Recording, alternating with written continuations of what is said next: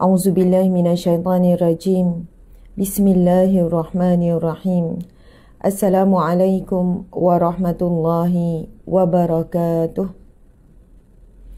Salam sejahtera ke atas kalian semua, rahmat Allah dan keberkatan daripada Allah.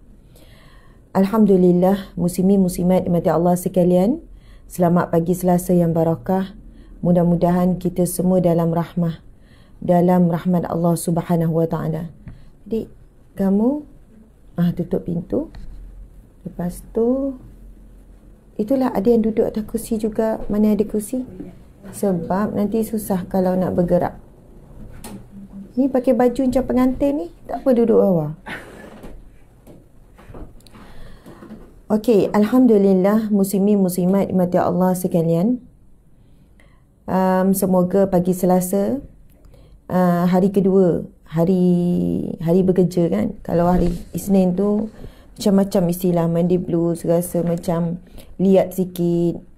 Mudah-mudahan hari Selasa ni kita dah kembali cergas, kembali laju, kembali berada di dunia realiti. Tapi kita yang bekerja sebenarnya hari Isnin tu dah sama dah kan, ibu bapa hantar anak sekolah dan sebagainya. Maksud saya lah, mudah-mudahan hari ni kita lebih cergas lah. Kita lebih fokus. Alhamdulillah dah hari Selasa. Waktu pun cepat berlalu. Rabu, Khamis, Jumaat. Lepas tu Sabtu, Ahad kan.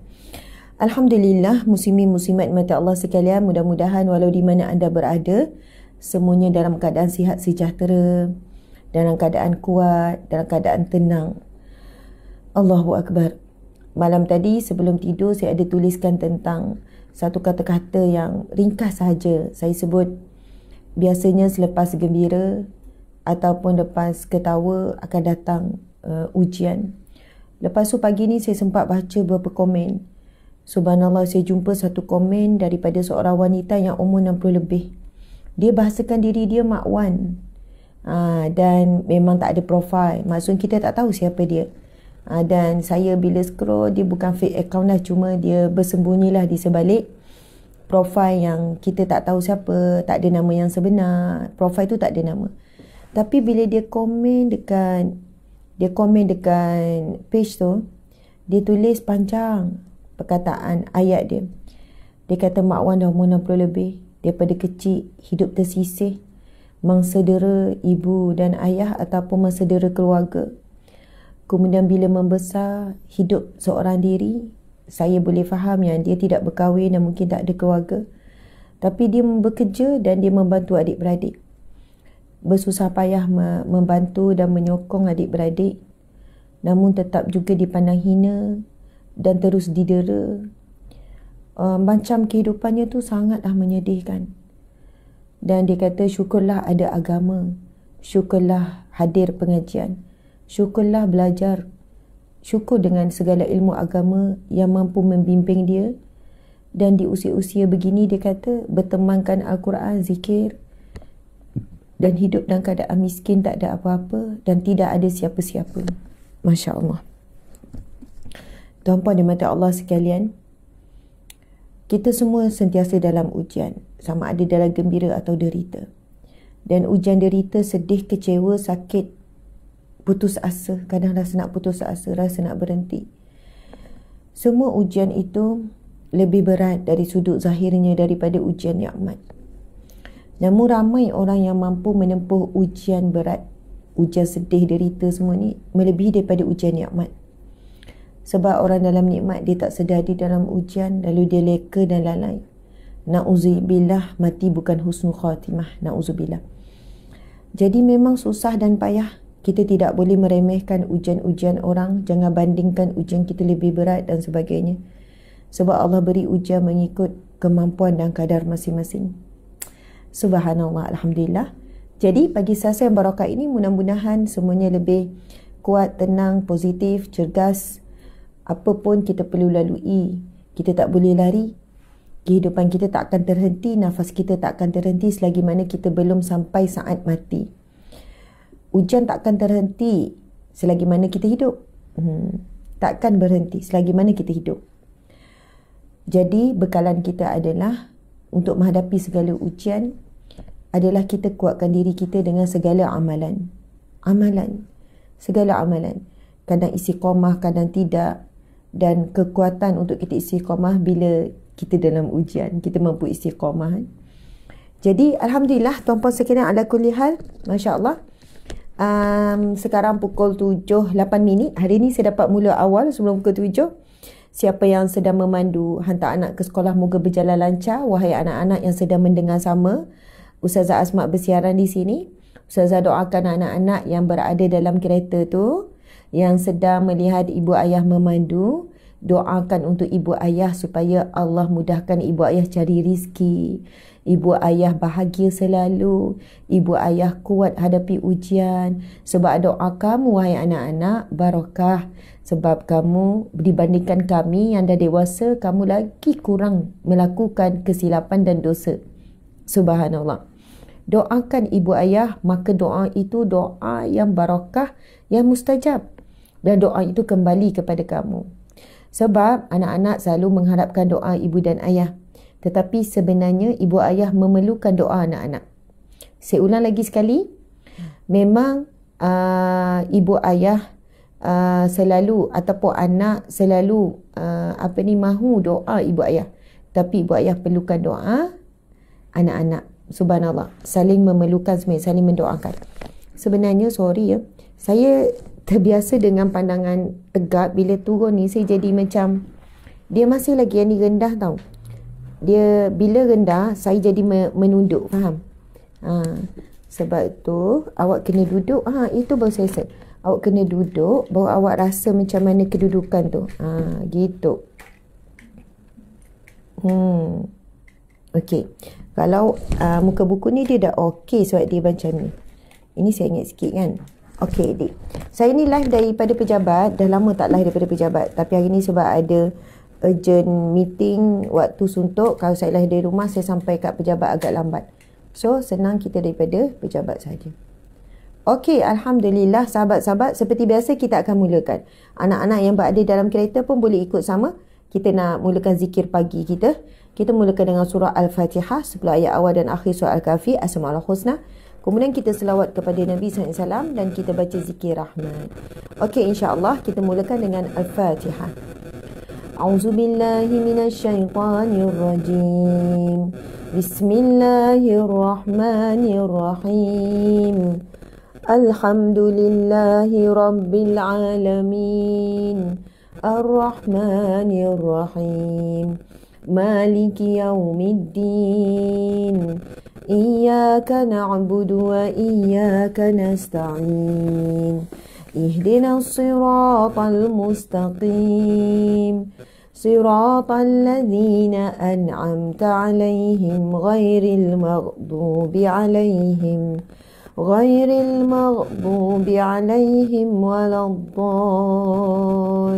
waladdallin. Amin. Amin ya rabbal alamin. Subhanallah, amin ya rabbal alamin. Alhamdulillah. Seterusnya, marilah sama-sama kita memulakan dengan hari kita dengan membaca 10 ayat terawal surah Al-Kahfi dan 10 ayat terakhir surah Al-Kahfi.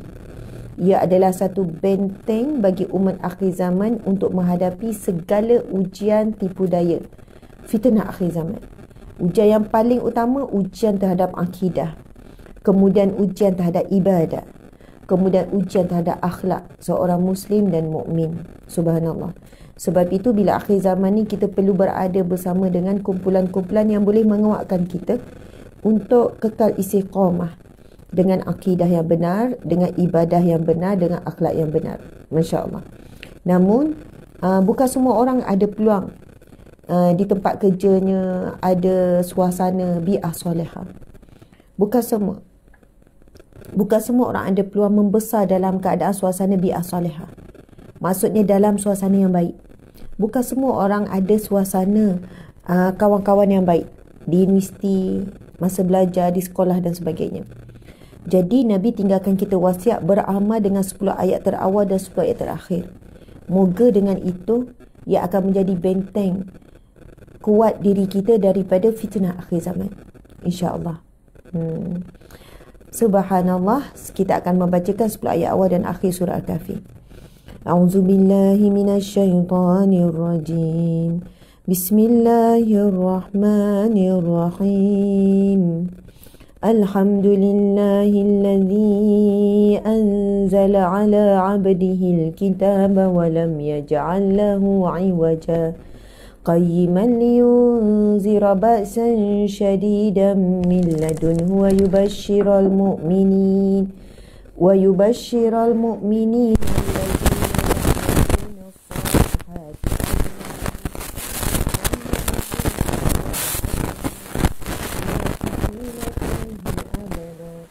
وينذر الذين قالوا اتخذ الله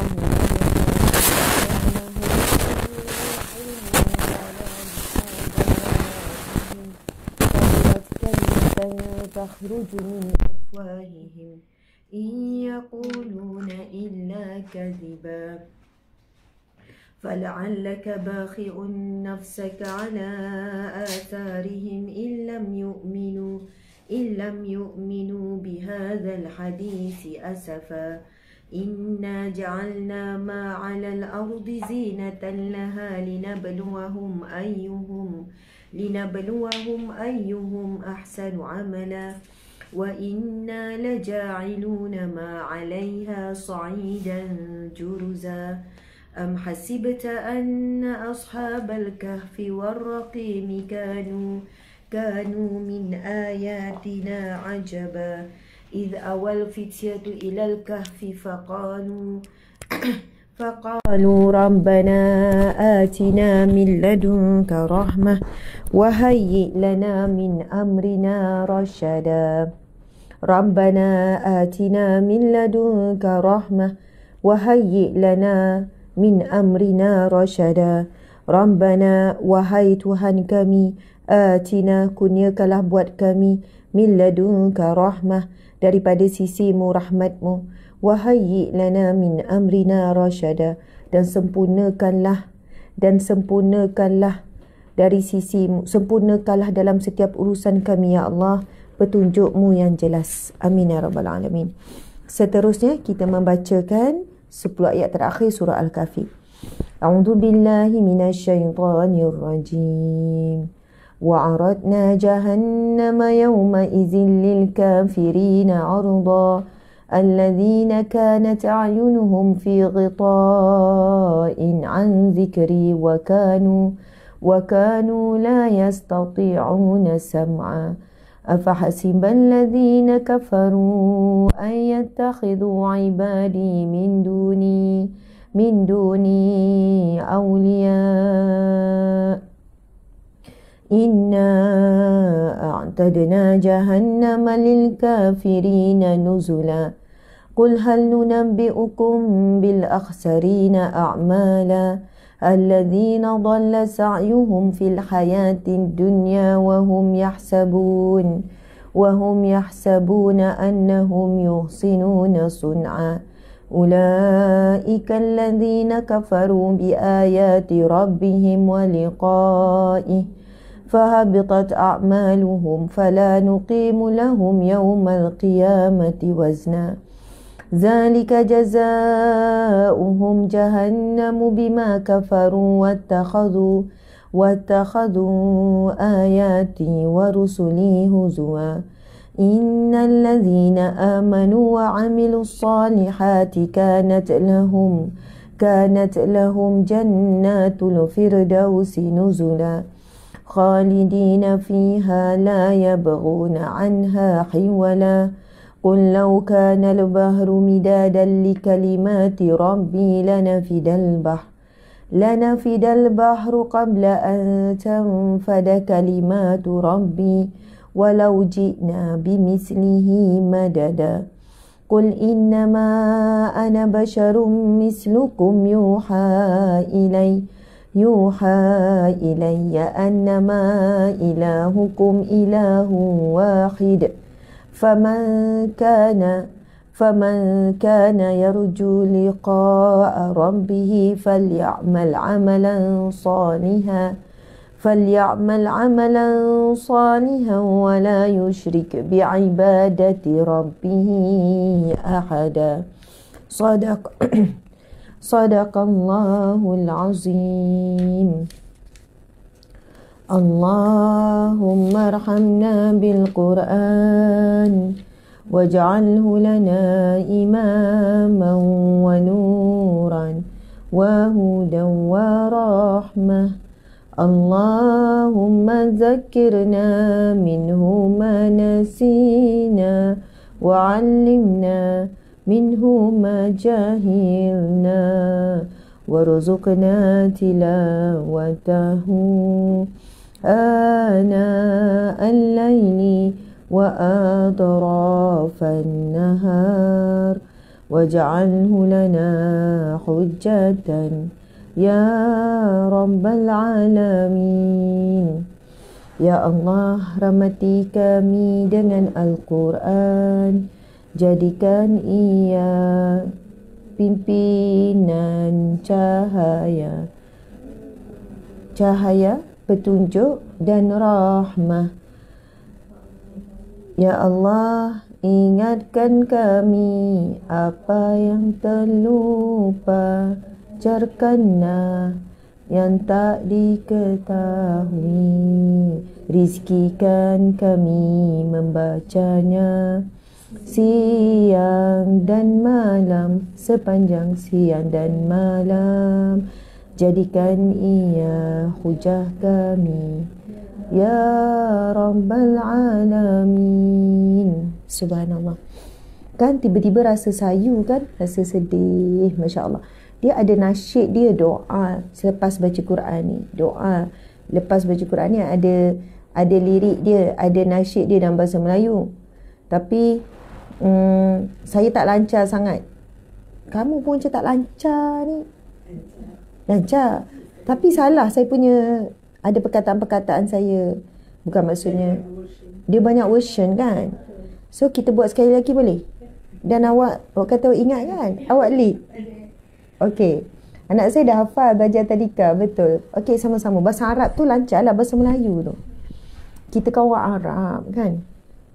Bismillahirrahmanirrahim. Ada ramai tim kat depan. Saya live bersiaran daripada pejabat ni. Ini ada ruang pejabat saya. Memang ada background untuk live. Subhanallah, ada 4 orang ni. Ada Ustazah Sakinah. Allahu Akbar. Tegur lancar. Sakinah yang tenang. Lepas tu ada Ustazah Kristina. Ada Ustazah Balkis. Dan Ustazah Syikin. Jadi Ustazah juga kamu pagi ni. Okey, so dah nama Ustazah tu jangan tak lancar ya. Okey, kita sama-sama doa. Doa ini sangat bermakna dalam hidup kita. Sebab kita minta sesuatu yang sangat besar daripada Allah melalui Al-Quranul Karim. Okey, sama-sama semua. Yang sedang drive, sedang hantar anak sekolah, sedang menuju tempat kerja. Dan jam tu memang lambat. Memang orang biasa jam lebih awal. Ni lebih lambat. 5 minit lambat jam tu. Okey, sama-sama. Bismillahirrahmanirrahim. Allahumma arhamna bil Quran waj'alhu lana imaman wa nuran wa hudan wa rahmah. Allahumma zakkirna minhu ma nasina علمنا منه ما جهلنا وارزقنا تلاوته آناء الليل وأطراف النهار واجعله لنا حجة يا رب العالمين. Ya Allah, rahmati kami dengan Al-Quran. Jadikan ia pimpinan cahaya petunjuk. Tengok tu. Okey, sorry. Jadikan ia pimpinan cahaya petunjuk dan rahmat.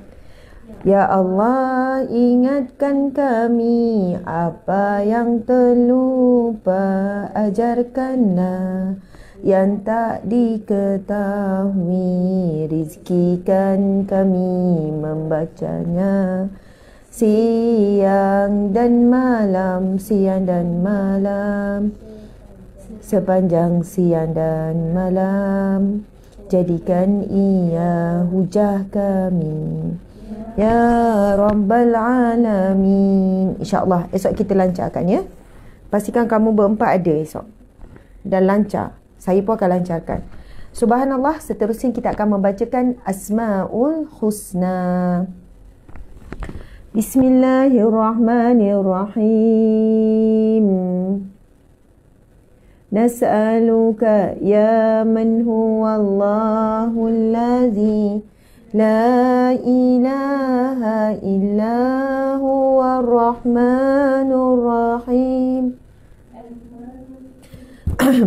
Al-Malikul Qudusus Salamul Mu'minul Muhaiminul Azizul Jabbar Al-Mutakabbirul Khaliqul Bari'ul Musawwirul Ghaffarul Qahar Al-Qahharul Wahhabur Razzaqul Fattahul Alim القابض الباسط الخافض الرافع المعز المذل السميع البصير الحكام العدل اللطيف الخبير الحليم العظيم الغفور الشكور العلي الكبير الحفيظ المقيت الحسيب الجليل الكريم الرقيب المجيب الواسع الحكيم الودود المجيد الباعث الشهيد الحق الوكيل القوي المتين الولي الحميد المحصي المبدع المعيد المحيي المميت الحي القيوم الواجد الماجد الواحد الأحد الصمد القادر المقتدر المقدم المؤخر الأول الآخر الظاهر الباطن الوالي المتعالي البار التواب المنتقم العفو رؤوف المالك الملك ذو الجلال والإكرام المقسط الجامع الغني المغني المانع الضار النافع النور الهادي البديع الباقي الوارث الرشيد الصبور الذي ليس كمثله شيء وهو السميع البصير. اللهم صل أفضل الصلاة على أسعد المخلوقات كسيدنا محمد وعلى آله وصحبه وسلم عدد معلوماتك ومداد كلماتك كلما ذكرك الذاكرون وغفل عن ذكره الغافلون. Alhamdulillah, Alhamdulillah, Alhamdulillah, Subhanallah. Al-Fatihah sudah, 10 ayat awal akhir sudah, kemudian sudah membacakan Asmaul Husna. Sekarang kita sama-sama salawat kepada Nabi sallallahu alaihi wasallam. Sallallahu ala Muhammad, sallallahu alaihi wasallam, sallallahu ala Muhammad, sallallahu alaihi wasallam. Ya Nabi salam alaika, ya Rasul salam alaika, ya Habib salam alaika, salawatullah alaika. Ashraqal badru alaina فاختفت منه البدور مثل حسنك ما رأينا قلت يا وجه السرور أنت شمس أنت بدر أنت نور فوق نوري أنت إكسير وغالي Anta misbahu suduri. Ya Habibi ya Muhammad, ya arusal khafiqaini, ya muayyad ya mumajjad, ya imam al-qiblataini. Sallallahu ala Muhammad, sallallahu alaihi wasallam, sallallahu ala Muhammad, sallallahu alaihi wasallam, sallallahu ala Muhammad, sallallahu alaihi wasallam, sallallahu ala Muhammad, sallallahu alaihi wasallam. Allahumma salli wa sallim wa barik alaihi, sallu alaihi. Dan yang terakhir, kita sama-sama bacakan zikir rahmat. Masya Allah. Kita bacakan zikir rahmat. La ilaha illallah wahdahu la syarika lah, lahul mulku wa lahul hamdu wa huwa ala kulli syai'in qadir. La ilaha illallah wahdahu la syarika lah, lahul mulku wa lahul hamdu wa huwa ala kulli syai'in qadir. La ilaha illallah wahdahu la syarika lah, lahul mulku wa lahul hamdu wa huwa ala kulli syai'in qadir. La ilaha illallah wahdahu la syarika lah, lahul mulku wa lahul hamdu wa huwa ala kulli syai'in qadir.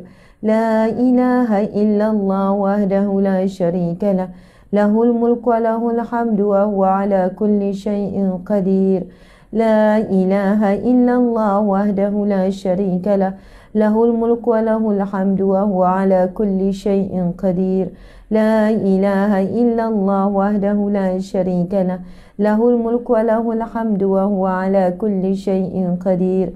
La ilaha illallah wahdahu la syarika lah, lahul mulku wa lahul hamdu wa huwa ala kulli syai'in qadir.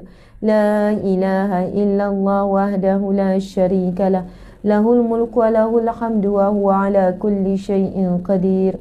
La ilaha illallah wahdahu la syarika lah, lahul mulku wa lahul hamdu wa huwa ala kulli syai'in qadir. Alhamdulillah, selesai majlis zikir kita. Kita akan berpindah kepada majlis ilmu. Biasanya majlis zikir kita dalam lebih kurang 30 minit lah, pukul 7 sampai 7.30.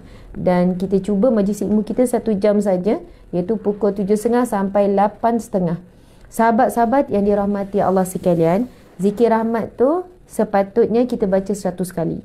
So kita dah baca 10 kali, maka anda selesaikan lagi 90 kali. Tak perlu pun kita nak baca sekaligus. Kita boleh baca berpisah. Mungkin lepas subuh 10, lepas zuhur 10, lepas asar 10. Dia start lepas maghrib lah. Sebab maghrib malam tadi dah masuk hari Selasa. Lepas maghrib 10 tak boleh. Lepas maghrib 20, lepas isyak 20, lepas subuh 20, lepas zuhur 20, lepas asar 20. So satu hari cukup 100. Tetapi alangkah baiknya jika kita mampu selesaikan di awal pagi, selepas subuh ataupun sebelum subuh. Awal pagi dah selesai 100.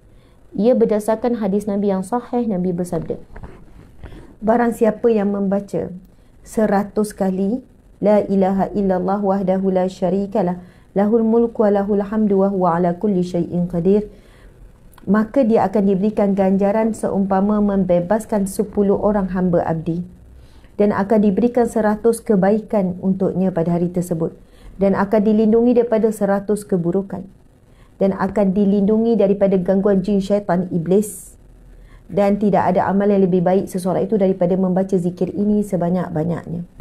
Sebab dalam zikir ini ada kalimah afdalu zikru la ilaha illallah. Zikir paling afdal iaitu la ilaha illallah. Tuan-puan, sahabat-sahabat, muslimin-muslimat yang saya hormati lagi kasihi, kita harus faham, dengan kita beramal dengan zikir rahmat ini, turunnya rahmat Allah begitu banyak. Saya berikan, sebenarnya kita yang beri nama zikir rahmat, sebab zikir ni panjang. Kita nak panggil zikir la ilaha illallah wahdahu la syarikalah panjang. Kita pun namakan zikir dia zikir rahmat. Sebab asbab kita baca zikir ni, rahmat Allah terlalu besar. Yang pertama daripada hadis tersebut, kita diberikan ganjaran umpama membebaskan 10 orang hamba abdi. Dalam hadis yang lain, hadis yang sahih, Nabi menjelaskan, barang siapa yang membebaskan seorang hamba, maka Allah akan membebaskan dirinya dari seluruh anggota badannya daripada api neraka. Itu kalau seorang hamba. Tapi baca zikir ini 100 kali ibarat seperti 10 orang hamba.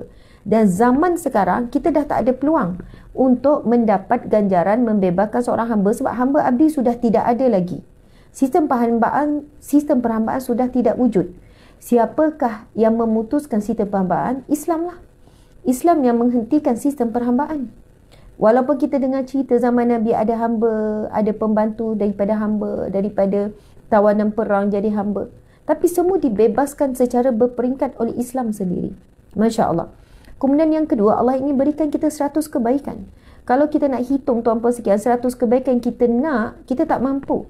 Kita mungkin ada idea dalam 20 saja. Itu pun belum tentu. Kebaikan apa yang kita nak dalam setiap hari. Allah paling tahu apa yang kita perlu dan apa yang kita mahu. Begitu juga daripada 100 keburukan Allah akan lindungi.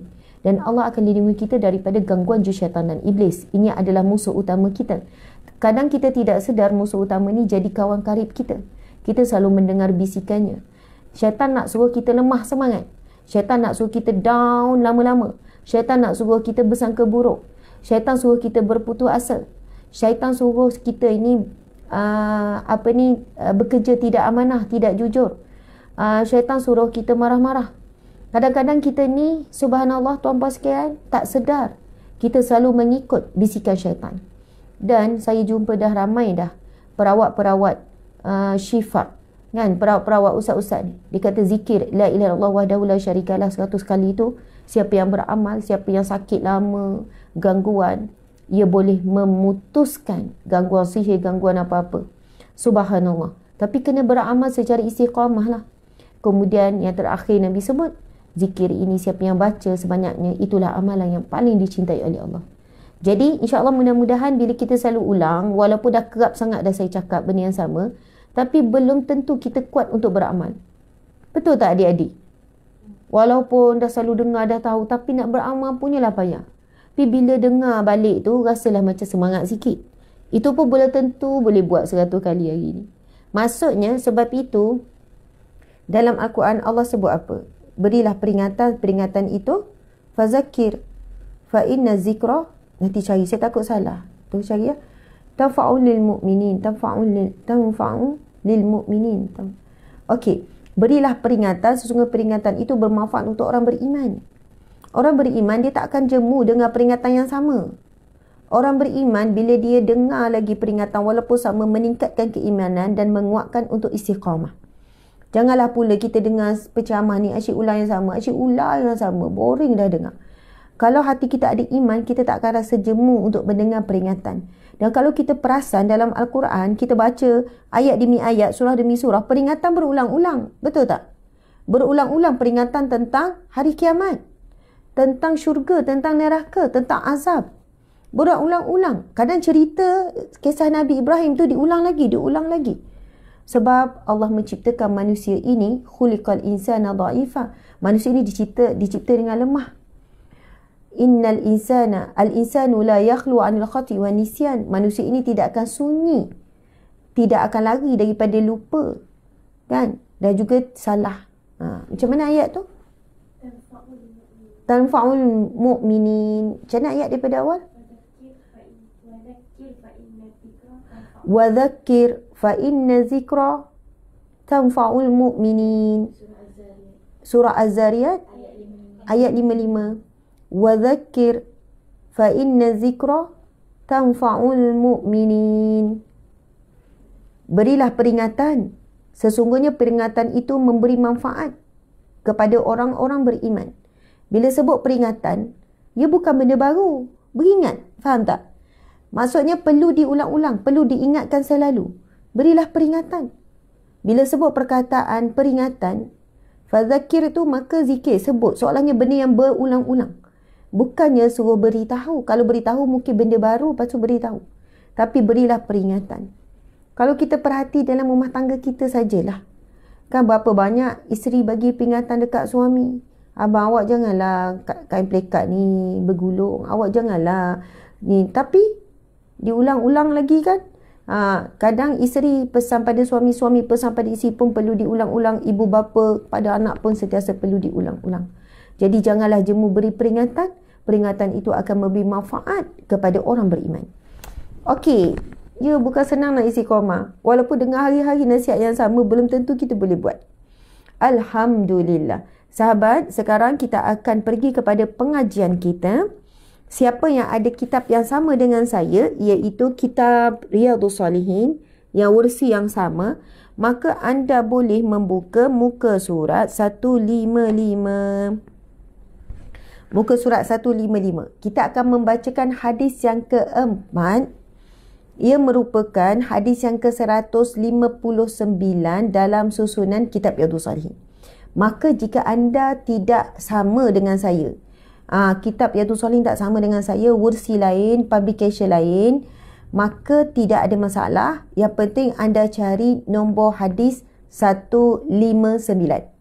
Walaupun kitab tu daripada negara lain, mungkin dulu duduk overseas, beli kat overseas, dia berbeza macam mana pun, kitab Riyadhus Salihin ini muka surat berbeza, tetapi nombor hadis tetap sama. Ini adalah kitab muktabar. Muktabar ni kita sebut kitab besar, rujukan seluruh dunia, seluruh umat Islam sehingga hari ini. Imam Nawawi dia wafat tahun bila ya? 600 lebih ke Imam Nawawi? Okey, Imam Nawawi adalah ulama besar mazhab Syafi'i, dan kitab Riyadhus Salihin ini bukan hanya mazhab Syafi'i saja yang jadikan rujukan sebagai pengajian-pengajian di seluruh dunia sampai sekarang. Antara kitab paling masyhur lah di semua peringkat pengajian belajar. Universiti, college, sekolah rendah, madrasah, tahfiz, pesantren, pondok-pondok, subhanallah. Mengandungi ilmu yang paling utama iaitu bab akidah, bab tasawuf, kan, bab akhlak. Kemudian ada sikitlah selitan ilmu fiqh. Subhanallah, sahabat-sahabat. Riyadhus Salihin membawa masuk taman orang soleh. Tahun bila Imam Nawawi? 676. Betul lah. Wafat 676. Kita sekarang 1446. Wafat Imam Nawawi pada tahun 676 Hijrah. Jadi beza lebih kurang dalam 800 tahun. Betul ke? Bukan. 1000 lebih. 1004 tolak 6. 800. Ya, beza kita dengan Imam Nawawi 800 tahun. Imam Nawawi wafat 800 tahun yang lepas. Kita sekarang 1446 pula. Kita 1445. Terima kasih. Kita 1445. So 800 tahun lebih. Bayangkan kitab ini masih utuh sampai hari ini. Barakahnya ilmu Imam Nawawi menyusunkan kitab ini, menghimpunkan hadis-hadis Nabi yang sahih, 80% hadis sahih. Yang lain hadis hasan, juga hadis Nabi tak boleh ditolak, dan ada hadis dhaif. Tapi wallahualam kita tak jumpa lagi susunan daripada kitab ini mengandung hadis dhaif, tapi hadis dhaif pun adalah hadis kita tak boleh tolak. Okey, kita akan bacakan hadis yang keempat dalam bab yang ke-16. Bab apa? Memelihara sunnah dan adab-adabnya. Okey, saya akan bacakan hadis ini, semua ikut supaya mengambil barakah membaca hadis Nabi. Bersedia semua? Okey, saya akan lafazkan hadis ni. Tuan-puan ikut. Walaupun sedang drive, anda boleh ikut. Ambil barakah melafazkan matan hadis. Kalau baca Al-Quran, itu kalamullah. Membaca hadis Nabi, kalamur Rasulullah. Kata-kata Rasulullah. So, ia juga adalah wahyu daripada Allah. InsyaAllah. Are you ready? Semua dah sedia? Bersedia. Alhamdulillah, terima kasih. Bismillahirrahmanirrahim. An Abi Muslim waqila Abi Iyasin Salamah bin Amri bin Al-Aqwa anna rajulan akala inda Rasulillah sallallahu alaihi wasallam bishimalihi Faqala kul biyaminik. Qala la astati'. Qala la istata'ta ma mana'ahu illa al-kibru fama rafa'aha ila fihi. Rawahu Muslim. Subhanallah. Ada yang tanya tajuknya, boleh tak tunjukkan? Okey, ada yang tanya tajuk kitab Riyadhus Salihin.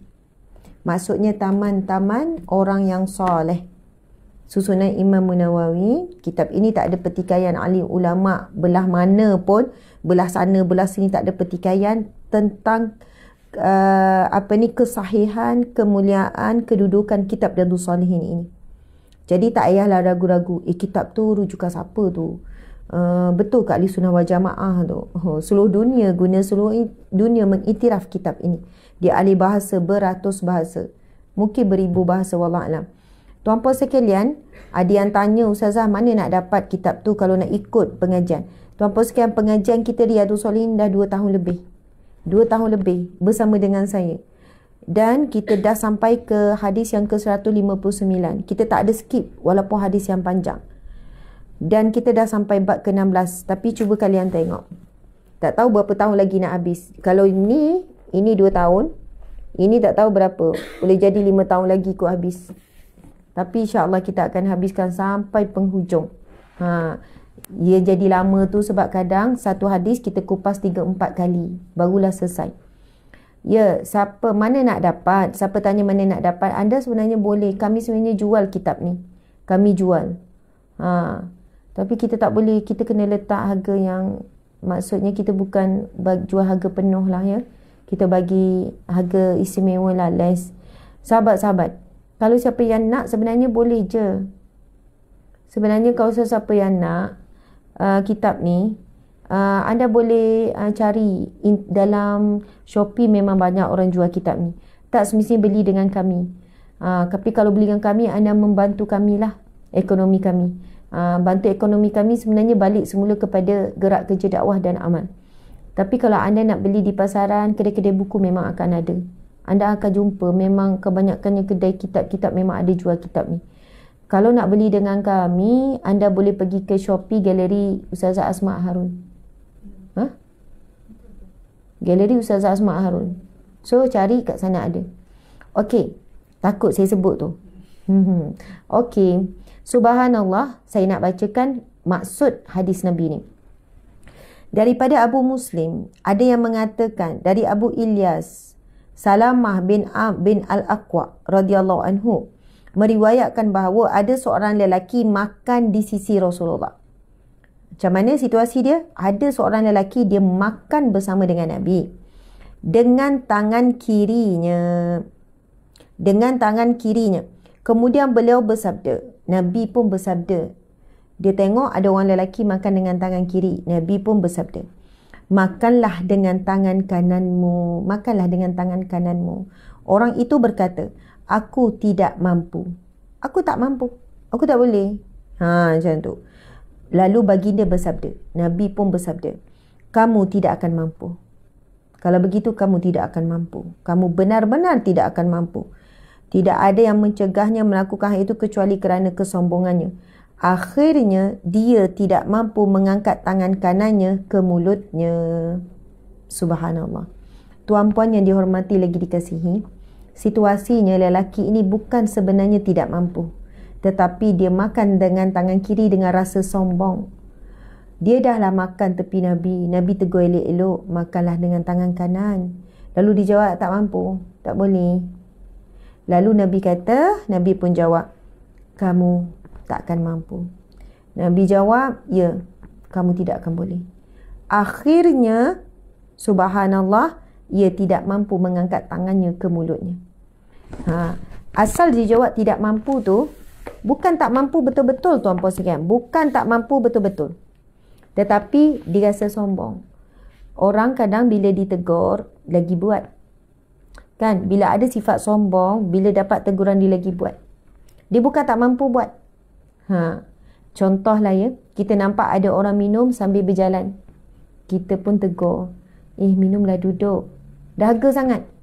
Dahaga sangat. Dah tak sempat dah. Tak ada masalah pun berdiri. Contohlah. Subhanallah.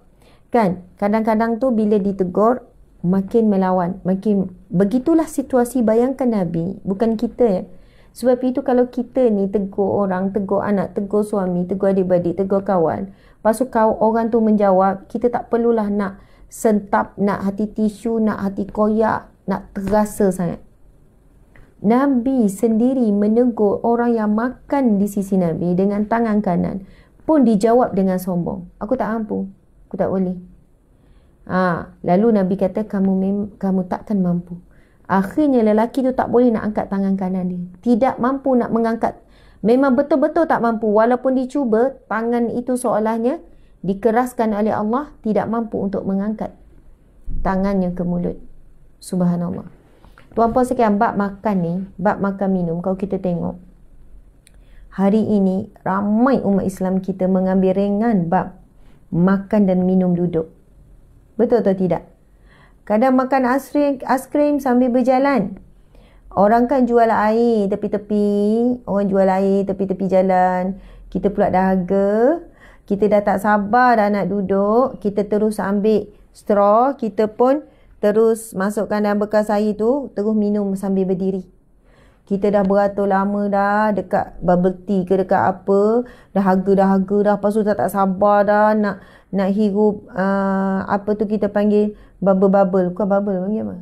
Boba tu, sedap tu dengan kita lapar apa semua dah tak sabar. Dapat je terus.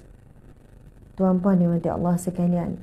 Bukan senang kalau kita mampu istiqamah walaupun dengan akhlak yang kecil tu.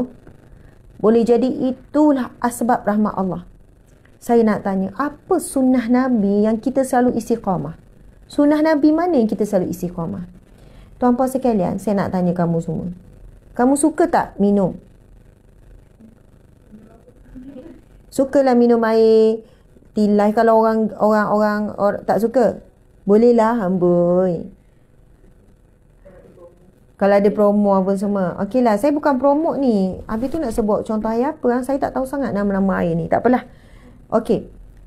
Minum ni kalau sedap memang suka kan? Kedua, makan. Suka tak makan? Manusia memang suka. Minum, makan memang suka. Suka tak suka? Jaranglah. Hobi saya tak suka makan. Saya memang kadang sebulan tak makan. Susah. Orang takkan terlupa makan. Hari ni satu hari terlupa lah nak makan. Macam mana pun makan ni memang suka lah. Suka kan? Tak suka yang okeylah, tak suka yang manis-manis. Okey. Subhanallah, tuan-puan dimati Allah sekalian. Masya Allah. Bayangkan Allah ini baik sangat. Dalam benda yang kita suka pun kita boleh pahala. Dan benda yang kita suka pun boleh jadi asbab rahmat Allah. Dan boleh jadi asbab kita masuk syurga. Betapa Allah nak bagi kita ruang dan peluang masuk syurga melalui jalan-jalan yang kita suka. Suka tak tidur? Sukanya tidur. Ya Allah, tidur memang suka. Nikmatnya. Tarik selimut, kalau ada aircon, sedapnya tidur. Ya Allah. Ya, hujan. Ya. Dan Allah itu baik sangat. Allah itu baik sangat. Nak tidur pun Allah nak bagi pahala. Apa lagi yang awak suka? Makan tidur. Itulah awak suka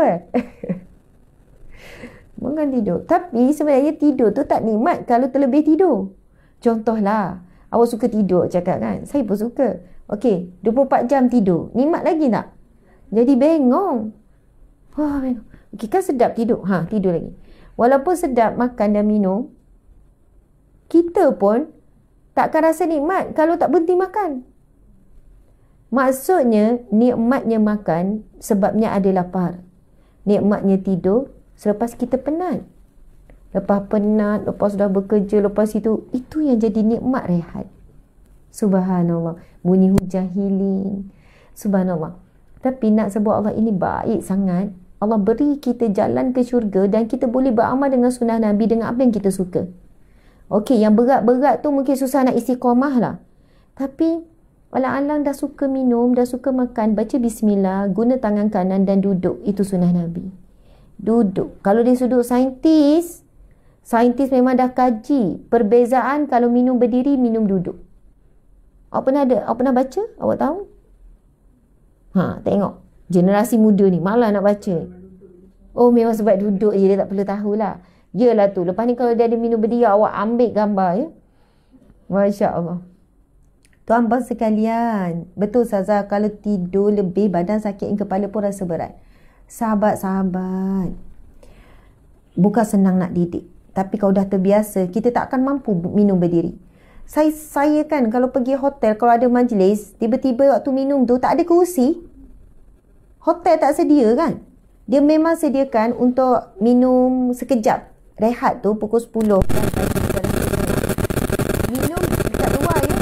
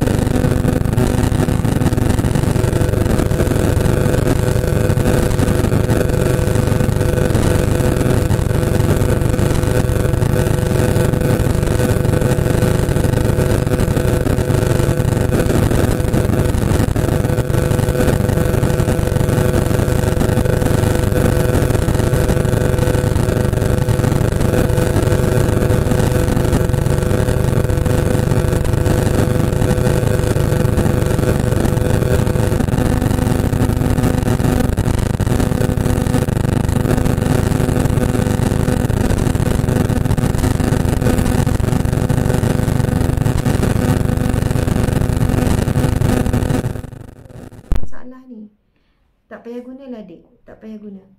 Tak payah pasang. Nanti check balik ya. Mungkin masalah phone ya. Sebab kita dah tukar 2 kali.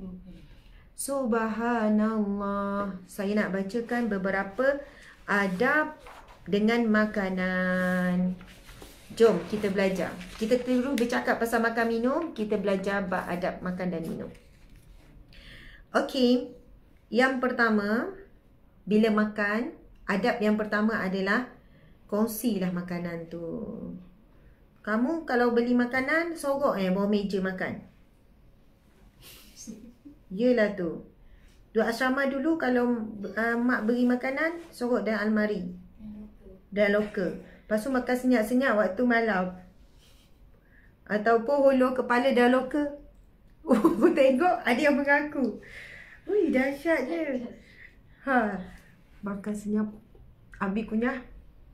Buat macam biasa. Maksudnya ni. Sebenarnya saya duduk asrama daripada peralihan sampai tingkatan 5. Saya tengok macam-macam pesen. Ada tu memang dia makan dalam loker. Lepas tu saya faham sebab apa. Mak dia orang susah. Mak dia bekalkan makanan dia suka, tahu suka apa? Sambal bilis. Mak dia memang buat sambal bilis untuk dia. Kalaulah dia keluarkan, memang habis. Sekejap je. Kalau keluar, dom pula ramai orang. Dia kata kalau nak bagi pada kawan kiri kanan, serba salah. Nanti orang lain cakap apa. Akhirnya, dia sangat menghargai, dia makanlah dalam loker tu. Tapi sambal bilis tu, dia makan dengan roti. Saya pernah lah dapat rasa sedap sangat. Dah rangup. Saya rasa macam mana boleh buat rangup? Dah tempoh yang lama sambal bilis tu kan. Ya, kadang tu kita bukan nak kata dia kedekut, tapi nak macam mana, kadang orang susah. Dia tahu mak dia nak buat bilis tu pun belanja apa semua kan. Okey, macam mana kat asrama? Subhanallah, macam ada pengalaman je Ustazah. Sambal bilis memang berebut Ustazah. Betul. Saya kesian tengok orang yang buat sambal bilis kan. Kawan-kawan ambil tak belah kasihan. Bila dia keluarkan je semua berebut. Memang sekali makan dah habis. IG suara double. Okey, tuan-puan dimati Allah sekalian, kita baca hadis Nabi ni. Nabi sebut apa? Daripada Abu Hurairah radhiyallahu anhu, hadis riwayat Bukhari, hadis yang sahih. Nabi sebut, ta'amul isnain ka fi salasa wa ta'amu salasa ka fil arba'ah. Ya, sampai sekarang kawan saya ingat sambal bilis my mom. Tengok, bilis pun mahal Ustazah. Betul, betul. Subhanallah. Sambal bilis dengan nasi panas sedap. Betul, Masya Allah. Tuan-puan dimati Allah sekalian, Nabi bersabda, makanan 2 orang cukup untuk 3 orang. Makanan 3 orang cukup untuk 4 orang. Sebenarnya Nabi menjawab antara soalan seorang sahabat, ya Rasulullah, kenapa saya makan tapi tak kenyang? Hadis ni panjang. Kita akan jumpa bab-bab akhir. Sebenarnya kita ada soal ni kena sabar. Saya sebenarnya dah pernah habis baca kitab ni masa saya mengajar. Sebelum saya camar-camar kuliah online ni, saya dah mengajar lebih hampir 10 tahun. Dan kitab Riyadhus Shalihin ni dah pernah baca sampai bab akhir. Bab akhir memang best. Dia pendek-pendek je. Semuanya bab. Adab berpakaian, adab makan minum, ada adab yang seharian kita. Nanti sampai bab makan minum tu detail. Ada seorang sahabat Nabi, dia tanya, ya Rasulullah, kenapa saya makan tak kenyang? Kamu pernah tak makan tak kenyang, adik-adik? Cik tak kenyang je. Tengok tu, dah dalam lesung pipik. Dulu lagi dalam, sekarang dah kurang dah. Sebab apa tu? Oh, pipik dah tembam. Subhanallah. Ya, makan tak kenyang, kan? So, lapar selalu. Lepas tu Nabi pun tanya dia. Sebab dia cakap, ya Rasul, kenapa saya makan tak kenyang? Lalu Nabi tanya dia, kamu makan seorang ke? Ya, ya Rasulullah. Kita ingat makan seorang kenyang. Nabi kata, Nabi pun jawab, makanan 2 orang cukup 3 orang, makan 3 orang cukup 4 orang. Nabi kata, janganlah kamu, maksudnya Nabi berpesan jangan makan seorang-seorang. Makanan kena dikongsi, walaupun sedikit, di situ ada barakah. Walaupun contohnya kamu makan nasi, kawan-kawan pun ada nasi kan, semua ada nasi masing-masing kan. Masing-masing bagilah rasa. Rasalah sikit, suap kawan ke, kamu suap tak kawan? Geli. Oh, dulu pernah, sekarang tak suap. Masing-masing je. Takut kawan ambil ikan awak. Aduhai. Okey. Dah lala makan tu kan. Kamu kan makan sama-sama waktu rehat, masa bekerja ni ada staff kat depan ni, ada tim ni. Jadi makan sama-sama tu berkat. Kita ingat makan sebungkus seorang tu kenyang. Cuba hari ni 1 bungkus kongsi 2. 2 orang. Ya. Tak cukup. Cuba 1 bungkus 2. Awak pun pesan pada orang tu nasi double. Aduh. Tak, sungguh. Kadang tu lagi kenyang, lagi berkat. Ada keberkatan. Boleh cuba. 1 bungkus 2. Lagi sihat. Rahmat Allah turun. Berkongsi. Nabi dah sebut. Makanan seorang untuk 2. Makanan 2 untuk 3. Makan 3 untuk 4. Masya Allah. Kadang offer. Sekarang tengah belajar untuk tahan makan dengan berpuasa. InsyaAllah risau hati suka sangat dengan makanan. Musim virus tak boleh kongsi. Oh gitu. Yang lain boleh kongsi. Pejabat boleh kongsi. Minum air boleh kongsi. Makanan tak boleh kongsi. Hai. Saya selalu kongsi dengan suami saya. Itu rahsia. Cinta mekar. Sweet tak? Bukan sebab bercinta sangat. Saya kadang malas. Saya malas nak makan. Saya memang tumpang dia je. Jadi dia terpaksa suap saya. Ya, satu terpaksa habiskan. Saya pun makan tak macam tu lah. Kadang dia tanya kat kedai makan, nak makan apa? Tak apalah, nak tumpang je. Selalu macam tu. Tak apa, tumpang je. Makan sikit je. Lepas tu tak cukup. Tapi Allah bagi cukup. Allah bagi, dah biasa Allah bagi rasa cukup. Betul itu. Saya tak boleh kongsi. Ada yang kata tak boleh kongsi. Ada orang kata, Ustaz, saya tak boleh kongsi, suami saya makan banyak. Betul juga tu kan. Ustazah minta doa pengasih. Saya dah pernah share. Siap tanya sweet tak? Sebab dia orang macam biasa. Dia orang semua tak kahwin lagi ni. Tapi ramai dah nak kahwin tahun ni, tahun depan. Makan sharing tu memang kenyang. Betul. Okey. Ini bukan kata-kata saya. Ini kata-kata Nabi. Nabi suruh sharing makanan. Itu adab makan yang pertama yang kita belajar. Sunnah Nabi, Nabi sharing makanan. Selalu makan satu bekas, sharing. Sebab itu sahabat Nabi, ada yang kenyang seminggu sekali je. Kita kenyang 3 kali sehari. Pagi kenyang, tengah hari kenyang, malam kenyang. Kita selalu makan sampai kenyang. Sahabat Nabi ada sebulan sekali je kenyang. Yang lain makan tak rasa kenyang. Cuma mampu menghilangkan rasa lapar. Dia beza ya. Hilang rasa lapar mungkin 2-3 mulut kita dah hilang dah gigil lapar. Sahabat Nabi makan tak sampai rasa kenyang. Sebab apa? Mereka selalu berkongsi kehidupan yang susah dan mereka merasakan bila kenyang, mulalah mengantuk, ibadah jadi kurang, kerja jadi kurang, fokus jadi kurang. Itulah yang berlaku pada umat akhir zaman. Okey. Seterusnya, sahabat-sahabat, kalau kita tak suka makanan, jangan cela. Adab yang kedua. Kalau kita tak suka makanan, jangan cela, jangan hina. Kita tengok ada makanan tu, gelinya tengok makanan dia. Ish. Walaupun asalkan makanan tu halal, tak ada masalah orang nak makan. Nabi SAW bersabda, hadis yang sahih. Ini adalah hadis daripada Abu Hurairah. Rasulullah SAW bersabda, Nabi SAW tidak pernah mencela makanan. Sekiranya baginda suka, beliau akan memakannya, dan sekiranya baginda tidak suka, baginda akan menolak dengan baik ataupun membiarkan tanpa mencela. Jadi belajarlah tidak mencela makanan. Boleh jadi di antara kita tak pernah ada orang yang tak pernah mencela makanan. Ataupun mengomen makanan. Kamu Syikin nampak baik je.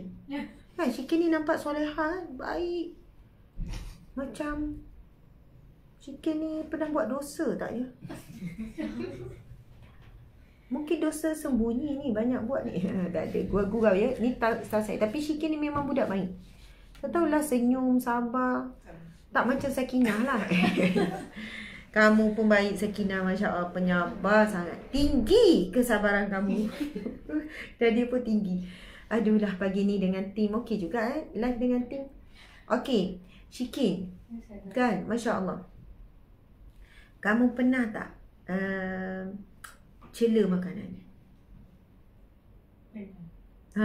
Walaupun nampak baik, pernah. Tak, maksud saya, kita semua sebenarnya pernah. Hampir kita semua. Mungkin Nabi je tak pernah cela makanan. Mungkin ada sahabat-sahabat Nabi. Mungkin ada wali Allah. Maksudnya, kadang kita diuji dengan makanan tu masin. Makanan tu tak sedap. Makanan tu tawar. Betul lah, kita dah bayar. Lepas tu kita dapat makanan setimpal dengan kita bayar. Kadang kita makan nasi tak kita beli makanan nasi tak masak. Sebenarnya ujian kita juga Allah nak tengok. Dalam banyak hari kita beli makanan semua kena dengan selera, kena tekat. Tapi Allah nak uji juga makanan tak kena. Kita nak cela tak makanan tu. Kita kata kita bukan cela makanan. Kita cela tukang masak. Kita cela orang tu. Masinnya ya Allah. Okey. Tuan-puan dimati Allah sekalian. Manis sangat. Okey. Adakah itu mencela makanan? Dia begini. Kalau kita niat tak mencela, tak menghina, ataupun tidak, kita cakap tu sekadar tapi kita terus makan. Manis sikit ya. Manis kan? Manis. Okey, kita pun makan. Bukan dalam keadaan hati tu macam mencela, marah. Lepas tu kita bagi teguran dengan baik kepada tukang masak. Saya pernah suka satu kedai makan ni. Lepas tu lama-lama dia macam lagi dah rasa. Lepas tu asyik masin je. Saya kata dulu tak macam ni sayangnya. Lepas tu cakap baik-baik. Saya rasa sekarang ni macam terlebih masin. Lepas tu dia pun kata, tukang masak kita bertukar. Walaupun nak hampir sama. Mungkin yang kali ni tukang masak ni memang jenis yang pemasin. Orang pemasin tak sedar dia biasa. Dia tu, terima kasih tegur. Dia tak tahu pula. Ada kedai tu saya suka laksa Penang dia. Tapi tawar selalu kena minta garam. Tawar yang betul-betul. Bukan tawar sikit. Bukan saya je rasa tawar. Suami rasa tawar, semua rasa tawar. Kita pun minta garam. Lepas tu kita cakap, sebenarnya memang sedap, kuat ada pekat apa. Tapi akhir-akhir ni rasa macam tak cukup masih. Oh, terima kasihlah tegur. Sebab memang tukang masak ni penawar. Faham? Bagi dia dah masin. Tapi semua orang majoriti kata tawar. So, itu beza. Itu bukan cela. Kita tegur dengan baik, bukan tujuan mencela makanan. Tapi ada orang makanan tak sedap, dia boleh buang. Dia boleh hina. Dia boleh, apa ni? Macam ni. Dia sampai menghina. So, kita jangan sampai peringkat begitu. Masya Allah. Ada pula ada hamba Allah ni mencela makanan dengan memberi gelaran macam tahi. Ya, makanan macam tahi, makanan macam tu, macam ni, macam ni. Jadi jangan. Mak mertua saya selalu buat air tawar tak ada rasa. Ya, dia jaga kesihatan dah tu. Okey. Ustazah yang buat food review, ustazah yang buat food review. Betul. Sebenarnya yang buat food review ni pun kena hati-hati. Saya kan, satu adab bila makan, kita kena kontrol jangan bercakap. Kalau perlu, kita cakaplah sikit-sikit. Ni, orang review makanan, sorry ya, per-review. Kan, per-review ni, dia akan review makanan sambil bercakap kan. Sedapnya ni. Memang kena. Aduh, kita tengok pun. Aduh. Sebenarnya, ada review makanan. Bang? Bang? Dahsyat kan? Sebenarnya bukan review makanan. Dia review makanan ke dia tunjuk dia makan? Dia promote juga. Oh, dia promote juga. Saya bukan peminat. Saya bukannya. Tapi ada orang ketagih tengok. Betul tak? Kamu pun? Hari-hari awak tengok?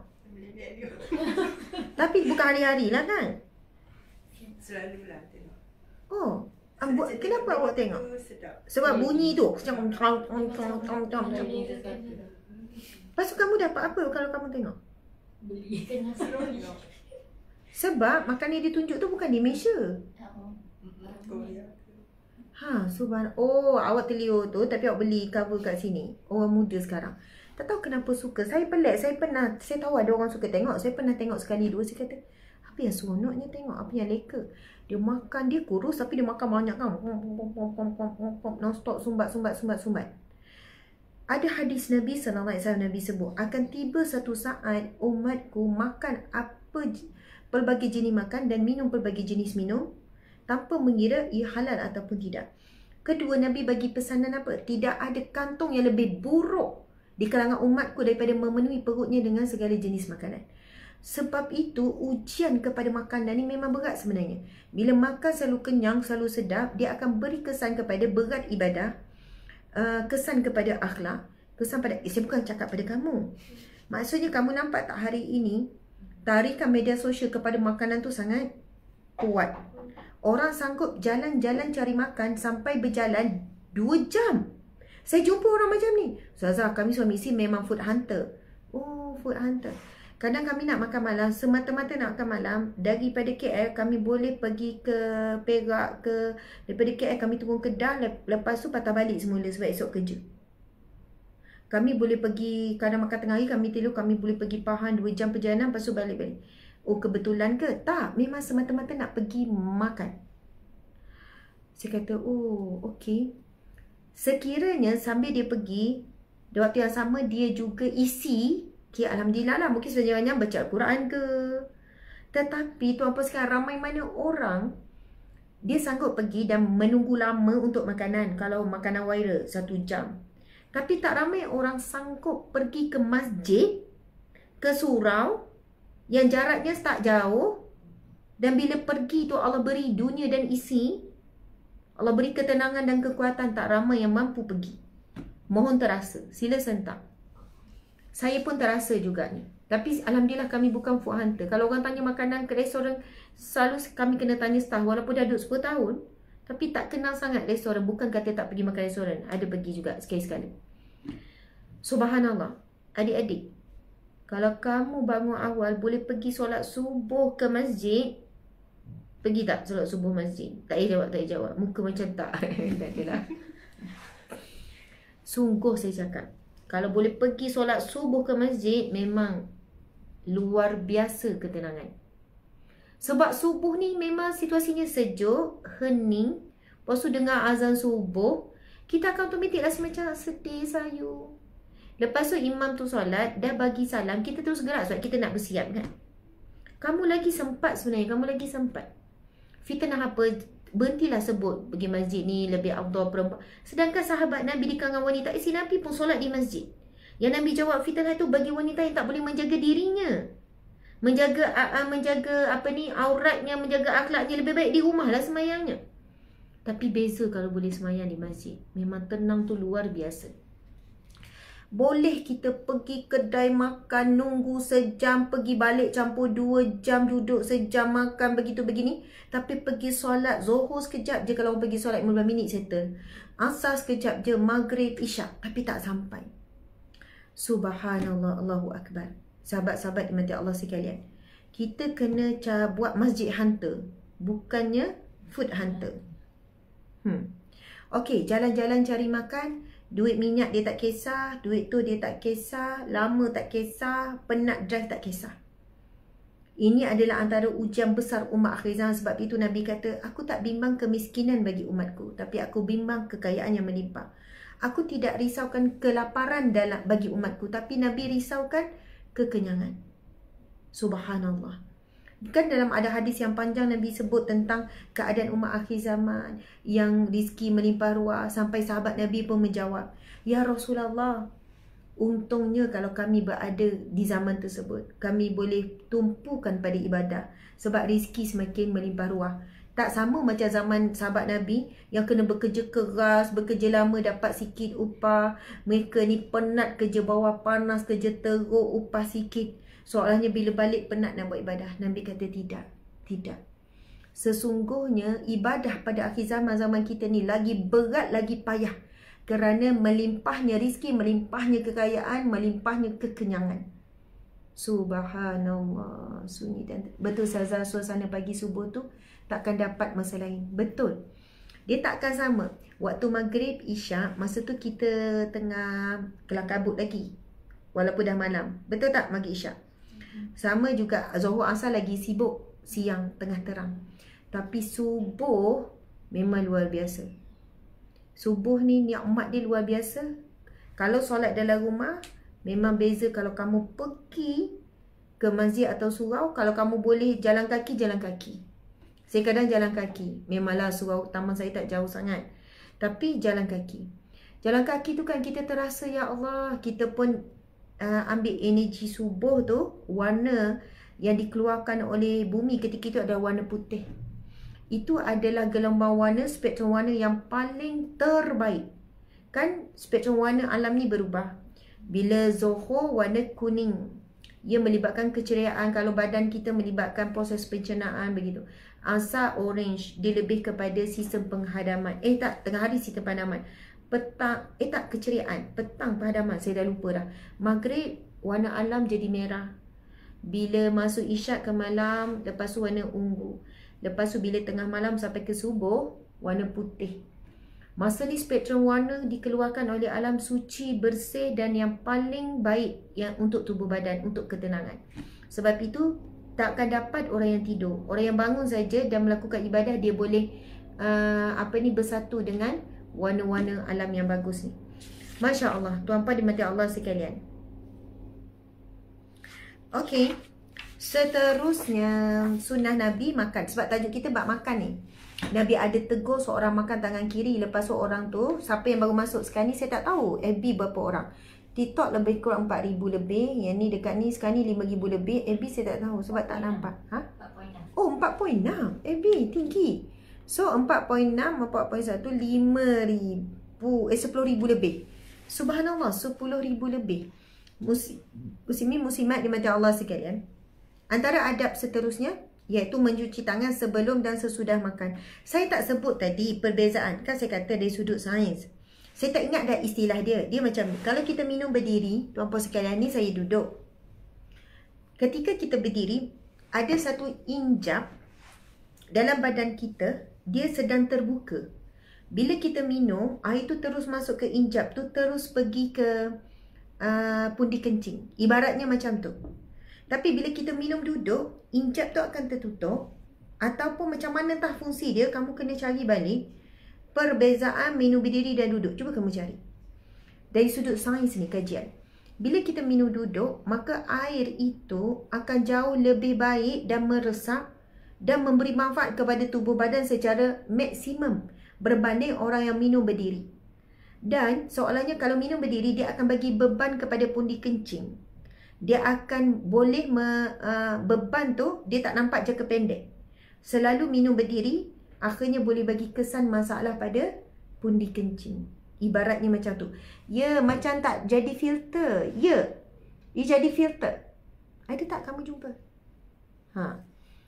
Sebab apabila ia sesuatu sunnah, bila minum duduk, dia mesti ada kebaikan dan hikmah. Dan kalau sunnah Nabi, kajian tak membuktikan ada dari sudut sains pun, dia tetap ada kebaikan. Yang pertama, kita dapat pahala. Ada jumpa tak makcik-makcik? Okey, bismillahirrahmanirrahim. Seterusnya, Nabi SAW bersabda, hadis sahih, man bata wa fi yadihi rihun ghamarin fa asabahu syai'un fala yalumanna illa nafsahu. Sesiapa yang tidur dan di tangannya masih terdapat bau lemak daging lalu ditimpa sesuatu, maka janganlah mencela sesiapa melainkan dirinya sendiri. Oh, okey, Nabi pesan sebelum makan basuh tangan, selepas makan basuh tangan. Okey. Yang ketiga, membaca bismillah dan hamdalah. Okey. Jika seorang di antara kamu hendak makan, maka sebutlah nama Allah, dan jika ia lupa menyebut namanya pada awalnya, maka bacalah bismillah ya awal wa akhiru dengan menyebut nama Allah pada awal dan akhir. Okey. Sahabat-sahabat dimata Allah sekalian, ni ada cerita lain. Cerita ni berlaku pada zaman Nabi. Masa tu Nabi dalam situasi nak makan, kan, makan bersama-sama dengan sahabat. Lepas tu ada satu tangan yang tidak membaca bismillah. Dia terus holo nak makan. Lalu Nabi pun pegang tangan dia. Dan tangan yang dia dan dia hulurkan. Okey, ceritanya dia adalah seorang kanak-kanak yang sedang lapar. Lepas tu dia dah tak sabar, dia terus holo melalui tangan kiri. Ni tangan kiri ya. Anda akan nampak tangan saya tangan kanan sebab kamera depan. Dia pun holo tangan kiri, Nabi pun pegang tangan dia. Nabi pun cakap apa? Samillah wa kul biyaminik wa kul mimma yalik. Ini bab adab makan. Sebab hadis kita bab makanan ni. Sampai kepada bab makan. Nabi sebut 3 perkara. Ini semua sunnah Nabi. Nabi sebut yang pertama, samillah pertama. Yang kedua, kul biyaminik. Yang ketiga, wa kul mimma yalik. Faham tak? Siapa faham? Maksudnya, Nabi kata, bacalah bismillah. Yang kedua, Nabi kata, makan tangan kanan. Yang ketiga, Nabi cakap, makan yang paling dekat dengan kamu. Bila kita makan, kan, hidang atas meja, ambil yang paling dekat dulu. Jangan terus holo tangan ambil yang jauh. Ambil yang dekat dulu. Tapi Ustazah, depan saya tu, yang dekat dengan saya, sambal belacan. Takkan ambil sambal belacan dulu? Tak apalah. Sebab kalau laut duduk tengah, semua orang tuju ke laut, kan dah jadi berebut. Awak ambil sambal belacan dulu. Orang lain ambil yang mana dekat, dia ambil lauk. Yang dekat lauk ambil lauk. Yang ambil sayur. Yang ikan kering ambil ikan kering. Yang ni ambil ni. So nanti sampai masa yang ni pula nak sambal belacan, yang ni kita semua akan dapat. Nabi kata ambil yang dekat dulu. Ambil yang dekat dulu. Di situ ada barakah. Okey. Bila Nabi sebut samillah, bacalah nama Allah. Sebut nama Allah. Jadi, bila kita lapar sangat ni, kita cukup kalau kita baca, contoh saya minum air, saya baca apa? Bismillah. Itu dah sempurna dah. Maksudnya, tapi Ustazah, kalau baca penuh, afdal. Maksud saya dah sempurna, maksudnya tak ada kurang dah tu. Ada orang bismillah je, bismillah. Maksudnya adalah dengan nama Allah. Ataupun, ini kamera terbalik. Kamera depan, anda akan nampak saya pegang tangan kiri. Saya pegang tangan kanan ni. Kan kata Ustazah ni mengajar macam ketam suruh ajar anak berjalan lurus. Tapi sebenarnya saya rasa ketam memang ajar anak dia jalan menyiring.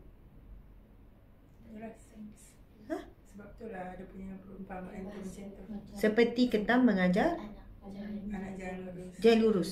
Tapi saya rasa ketam memang ajar anak dia jalan mengiring, bukan lurus. Faham tak maksud saya?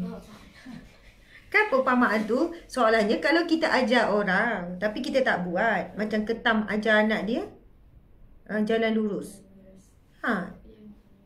Yelah, sebab dia memang jalan mengiring. So kalau saya rasa ketam tak setuju dengan perumpamaan tu. Saya bukan mempertikaikan peribahasa Melayu, kan saya kena su dengan Dewan Bahasa Pustaka. Sebab saya tak tahu ketam tahu ke tak kan. Kita cakap macam tu pada dia. Tapi saya rasa ketam dalam persatuan ketam ke, dunia ketam ke, sebabnya maksudnya memang itulah cara dia berjalan. Memang cara itulah dia ajar anak dia berjalan. Memang ketam ajar anak dia mengiring. So memang ibu ketam tu tak, ibu bapa ketam tak bersalah saya rasa. Betul tak? Ketam memang jalan mengiring. Ya, dan saya rasa ketam tak buat salah. Jadi kesian dia soalannya menjadi contoh. Dia buat fitnah pada dia. Soalannya macam dia tu tak pandai mendidik anak. Padahal memang macam itulah saya berjalan. Okey, tak apalah. Jadi saya ni ikut ketam mengajar anak dia mengiring. Tiba-tiba kan saya ikut ketam. Ketam memang pandai mendidik anak. Okey, masya-Allah. Tuan-puan dimati Allah sekalian, saya dah lama duk fikir, bukan saya saja. Saya pun fikir lama, kenapa siang ketam. Okey, baik. Tuan-puan dimati Allah sekalian, saya ni macam ketam. Bukan tak macam ketam, saya macam ketam. Ketam pandai didik anak dia jalan mengiring, dan itulah cara dia berjalan. So, sekarang ke bukan ketam tu, ke ketam lain? Ketam tu yang sana. Kan ada juga mengetam. Mengetam. Tak apa. Hai, saya takut dia bahasa pustaka su saya je. Okey, tuan-puan sekalian, kita lupakan masa ketam tu ya. Anggap ia gurauan. Tuan-puan sekalian, saya pegang tangan kanan. Siapa yang tengah lapar sangat, anak tengah lapar, janganlah paksa baca doa. Budak tu tengah, Umi lapar. Kita kata baca doa dulu. Kita sampai tepi tangan dia. Faham maksud saya? Kalau budak dah lapar, kita pun dia nak ambil makanan, cukup kalau kita minta dia baca bismillah. Faham? Tapi kalau suruh baca doa juga, tak apa, tak ada masalah. Ini dia tengah lapar, tengah ni, baca doa. Bismillahirrahmanirrahim. Dia jadi baca laju. Awak pun kadang malas baca doa ni kan? Baca. Alhamdulillah. Tapi sekurang-kurangnya baca bismillah. Tapi kalau boleh sebut Bismillahirrahmanirrahim, maka alhamdulillah lebih baik. Ya, saya saja menyakat. Ketam tu ajak anak dia jalan, tapi dia pun tak tahu yang dia ajar jalan. Ya. Okey, jadi mak ketam dengan anak ketam sama-sama tak betul. Okey, tak apa. Pasal ketam tu minta maaf, jangan gaduh seketam ya. Ketam hidup bahagia je. Kita pula yang bergaduh, jadi janganlah ya sebab ketam. Tuan-puan dimati Allah sekalian, saya nak permudahkan. Kalau kita baca bismillah sahaja, sebenarnya ia sudah pun cukup. Ini orang tanya, Ustazah, saya kadang tak adalah penuh, kadang bismillah je. Okey, maksud bismillah dengan nama Allah. Kalau kita tambah bismillahirrahmanirrahim, bermaksud dengan nama Allah yang maha pemurah lagi maha penyayang ataupun maha pengasihani. Jadi lebih afdal lah sebab kita sebut 3 nama Allah. Allah, Ar-Rahman, Ar-Rahim. Ustazah, kalau baca doa, Masya Allah, itu lebih baik. Nama pun doa. Bayangkan kita tengah lapar, lepas tu sanggup lagi berdoa. Allahumma barik lana, ya Allah berkatilah fi ma razaqtana, apa yang kau beri rizkikan kepada kami. Wa qina azabannar, dan jauhkan kami daripada azab api neraka. Sebab apa minta perlindungan pada azab api neraka depan makanan? Pernah terfikir tak? Depan makanan, kenapa nak minta lindungan api neraka? Allahumma barik lana fi ma razaqtana wa qina azabannar. Macam tak kena. Rasa tak? Rasa macam kalau dari segi zahir macam tak kena. Depan makanan sebut neraka. Jauhlah kami dari api neraka. Faham eh? Kalaulah depan maksiat, ya Allah jangan kami api neraka, macam kenalah. Kan? Depan tengok cerita Korea yang tak elok, yang ni astagfirullahalazim, jauhlah dari neraka. Tapi kenapa depan makanan ni, benda-benda ni? Kerana banyak sebab makanan manusia masuk neraka. Kan Nabi sebut kululah minabatin min haram fanarul aulabi. Setiap, ya tak apa, bagus. Baca doa makan tu lagi afdal. Baca doa makan. Ada yang tulis budak pasti kena baca. Budak-budak, dia bukan kapal sangat. Allahumma barik lana fima razaqtana wa qina azabannar. Ya Allah, lepas tu terjemahan pula. Berkatilah rizki yang kau rizkikan kepada kami dan jauhilah kami. Biasalah budak-budak nak diajar. Kita kalau kat rumah, kita tengok situasi. Kalau keadaan tenang, baca doa sama-sama. Kalau keadaan memang lapar, anak kita dah macam lapar, baca bismillah, baca bismillah. Dah okey dah. Maksudnya, kalau pun dia tak baca doa, janganlah kita marah, seolahnya wajib baca doa. Nabi pun tunjukkan contoh, bila ada seorang kanak-kanak ni, dia dah kelaparan sangat, dia hulur tangan kiri, Nabi pegang elok-elok, Nabi bukan rentak. Jangan kita nampak anak kita tak basuh tangan, pap rentak. Yang kita rentap tu akan sentap hati dia. Dah tak selera dah nak makan. Nabi pegang, Nabi kata, Samillah, sebut nama Allah. Kul biyaminik, makan tangan kanan. Wa kul mimma yalik, ambil yang paling dekat. Jangan, walaupun suka yang kat tengah tu, ambil yang dekat dulu. Itu berkat. Gitu. Subhanallah. Walaupun tangan panjang. Saya bukan cakap apa yang terasa. Subhanallah. Di antara perkara penting, Imam Nawawi menyebutkan, di antara perkara penting yang mesti seorang itu tahu mengenai sifat basmalah dengan kadar minimum yang cukup daripada ketika dilafazkan. Ya, bismillah. Namun yang afdal apabila seorang itu menyebut bismillahirrahmanirrahim. Akan tetapi, siapa yang menyebut bismillah saja sudah cukup baginya dan dia mendapat pahala sunat. Keterangan ini bukan saya yang jelaskan, tapi Imam Nawawi sendiri menjelaskan. Imam Nawawi menyebut, siapa yang hanya sebut bismillah dengan nama Allah, sudah cukup baginya dan sudah mendapat pahala sunat. Dan siapa yang membaca penuh bismillahirrahmanirrahim, maka lebih afdal baginya. Faham ya? Pahala lebih dan lebih utama. So, daripada tak baca bismillah langsung, lebih baik baca, daripada tak baca bismillahirrahmanirrahim, lebih baik kita baca bismillah. Makan bismillah, minum bismillah, nak buka telefon bismillah. Kalau tak baca bismillah buka telefon, boleh jadi kita buat maksiat, buang masa lara dengan telefon tu. Subhanallah, alhamdulillah. Okey, banyak ni kalau kita nak bincang tentang adab-adab makan dan minum ni, sangat banyak. Kita sambung balik lagi besok insya-Allah. Kita sambung, menarik sebenarnya. Antara lain, kita mula bismillah, kita sudahi dengan alhamdulillah. Ustazah tak baca penuh, alhamdulillahillazi at'amana wa saqana wa ja'alana minal muslimin. Okey. Kalau baca afdal, sangat bagus. Tapi kalau alhamdulillah saja dah cukup, dah sempurna. Contoh ya, bismillah. Okey, sudah cukup, dah sempurna, dah dapat pahala sunat. Tapi yang afdal bismillahirrahmanirrahim. Okey. Lepas tu alhamdulillah. Kalau tak sudah, Ustazah minum air pun ni, amalkanlah walaupun minum air. Tuan-puan sekalian, tadi kan saya sebut tu, awak jumpa tak kajian sains tu? Perbezaan tu. Okey. Ni generasi muda malah membaca ni, saya baca, awak dengar ya. Okey, makan dan minum sambil berdiri menyebabkan luka atau ulcer pada perut kerana makan dan minuman tersebut akan melanggar dengan keras dan kuat pada lapisan dinding-dinding perut. Selain itu, tekanan penurunan air yang tinggi ke dalam perut sekiranya minum sambil berdiri di samping dinding-dinding perut akan menjadi longgar dan boleh mengakibatkan penyakit sukar untuk menghadam makanan. Akan beri kesan ketika berdiri otot-otot badan. Okey, ini dia sudut sains ya. Sebab larangan minum makan sambil berdiri, fungsi jantung menjadi perlahan. Sistem saraf manusia berada dalam keadaan tegang pada posisi berdiri. Menunjukkan sistem itu memastikan kedudukan otot stabil supaya anggota badan tidak jatuh semasa berdiri. Banyak kombinasi sistem saraf dengan otot, terutamanya sistem saraf dalam usus. Perbezaan yang banyak ya. Ketika duduk, ketika berdiri, sistem saraf usus, sistem otot berubah. Ketika minum sambil berdiri, sistem saraf merangsang mengawal perut iaitu vagus nerve. Tak apalah, saya vagus. Vagus.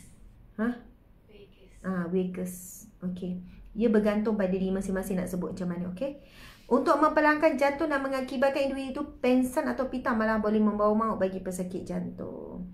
Ketika berdiri, otot-otot badan akan menjadi tegang dan memberi tekanan kepada sistem saraf pusat. Central nervous system. Betul ke nerve? Nerve, sistem saraf. Kamu ni. Silap eja ni. Kerana terpaksa bekerja terlampau aktif. Tak, saya rasa kalau awak baca pun tersilap juga. Nerve system. Terlampau aktif mengawal semua otot untuk melakukan proses penimbangan badan. Dr. Ibrahim Arawi, pakar kajian. Awak jangan kecil hati saya cakap generasi muda kurang membaca. Tapi memang betul kan? Sebab kamu lahir ada telefon. Okey. Kerosakan sistem pencernaan. Dalam tubuh badan manusia terdapat sejenis penapis, sphincter.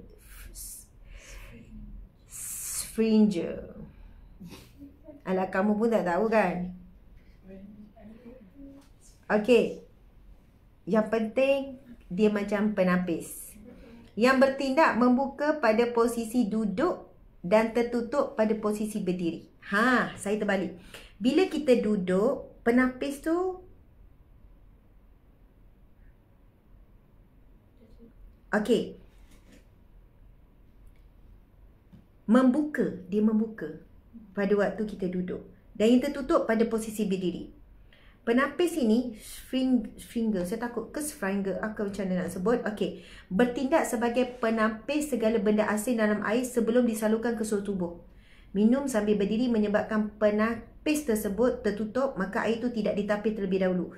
Minuman akan terus jatuh ke dalam saluran pencernaan ketika berdiri dan boleh menyebabkan masalah usus dan penyakit batu karang sekiranya kerap mengamalkan minum berdiri. Macam tu. Penapis. Ya, penapis lah. Okey, sistem saraf dan otot berada dalam keadaan tenang dan mampu untuk menjalankan tugas dengan baik serta memproses segala bentuk bahan makanan dan minuman masuk ke dalam tubuh badan. Makan dan minum secara duduk lebih baik untuk kesihatan diri, lebih selamat dan lebih puas di mana makan dan minum melalui dinding perut secara perlahan dalam keadaan tenang. Dr. Abdullah sekian-sekian. Okey, muslimin muslimat. Dan ada kajian lain membezakan, kan Nabi suruh kalau minum perlahan. Kalau kita minum menikmati. Seteguk demi seteguk. Contoh ya. Bismillahirrahmanirrahim.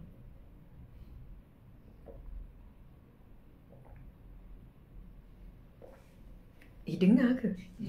Kuat je saya berteguk. Tapi ni ada speaker lagi dengar. Semua boleh dengar. Kenapa? Kuat. Suara. Tak, kamu boleh dengar? Sebab senyap. Sebab senyap. Okey. Adakah saya minum macam tu lah? Ingat, saya cuba lah. Ada orang kata ASMR. Mubang lah macam mubang. Okey. Sebenarnya tuan dengar jelas. Astagfirullahalazim. Ada yang dengar jelas. Subhanallah. Tuan lupakan ya. Sebab speaker kat sini air masuk. Saya pernah baca macam ni tau. Kalau kita minum laju, telan, ni, dengan minum perlahan, saya pernah berhadapan dengan seorang doktor. Doktor perubatan dan doktor pakar. Lepas tu dia kata, Ustazah, beza besar minum laju dengan minum perlahan. Bila minum perlahan, saya tak erti lah nak jelaskan apa berlaku di sini dan apa berlaku bila air tu masuk. Dia kata kalau tak dapat minum banyak, sebab dia tanya saya bab kesihatan, Ustazah minum air cukup tak sehari? Dia kata kalau Ustazah tak dapat minum banyak jumlah yang sepatutnya, sebab faktor disiplin, faktor malas, saya faktor tu lah. Jadi bila setiap kali minum air, walaupun tak banyak, tapi minum perlahan-lahan, dia akan memberikan kesan ataupun dia akan memberikan kebaikan air tu maksimum. Dan ada benda lain lagi yang berlaku perbezaan minum perlahan dengan minum laju. Kita kan kalau dah raga tu kan minum macam tu kan. Tapi cuba menikmati setiap teguk. Macam tadi tu bunyi sebab saya seteguk. Itu sunnah, minum seteguk, minum perlahan. Jangan minum laju. Itu rahsia awet muda. Okey. Tak ada kaitan awet muda, tetapi bila kita sihat, kita nampak cegah, kita nampak ni. Rupanya dalam seharian kita daripada air kosong. Air kosong, saintis tak boleh buat walaupun satu titik. Ini adalah satu keajaiban. Tidak ada teknologi sampai bila-bila boleh buat air. Faham maksud saya? Air ni molekul dia apa semua, tak ada alat. Oh, kita dah cipta satu alat untuk menghasilkan air. Tak ada. Maksud bumi akan mengering, dunia akan, apa kita panggil? Kita sebut apa? Bukan mengering. Kemarau. Maksudnya tak ada alat yang boleh menghasilkan air. Air ada satu keajaiban dan air kosong ya. Sebab itu air boleh merakam memori. Air teh ais, minum ais tu dah berubah molekul air dia dah rosak. Maksudnya molekul air dia dah berubah. Tapi air kosong ada mempunyai nutrition yang sangat hebat Allah beri. Semula jadi nutrition dia. Maksudnya kebaikan dia. Dan bagaimana keperluan tubuh badan kita kepada air kosong. Jadi kalau kita minum ikut sunnah Nabi, baca bismillah, tak ada gangguan. Baca je bismillah, air ni molekul air dia dah terus bertukar menjadi macam kristal. Tapi kita tak boleh nampak. Tengok bawah mikroskop elektron yang paling halus, kita boleh nampak dengan bismillah. Walaupun pendek tu, molekul air sudah berubah. Ini Mishimoto Emoto, pakar kaji air Jepun tu.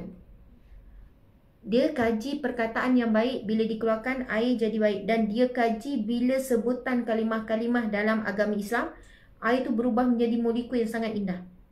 Lepas tu, minum pula sambil duduk, maka penapis yang menapis air masuk tu, dia akan terbuka. Lalu air akan melalui penapis tu dulu. So, kotoran-kotoran ke apa, akan ditapis.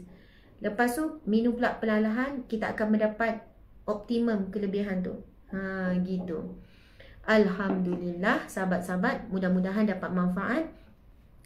Kenapa cakap pasal air? Memang hari ini kita berbicara, hadis adalah bagaimana Nabi menegur seorang sahabat minum makan menggunakan tangan kiri.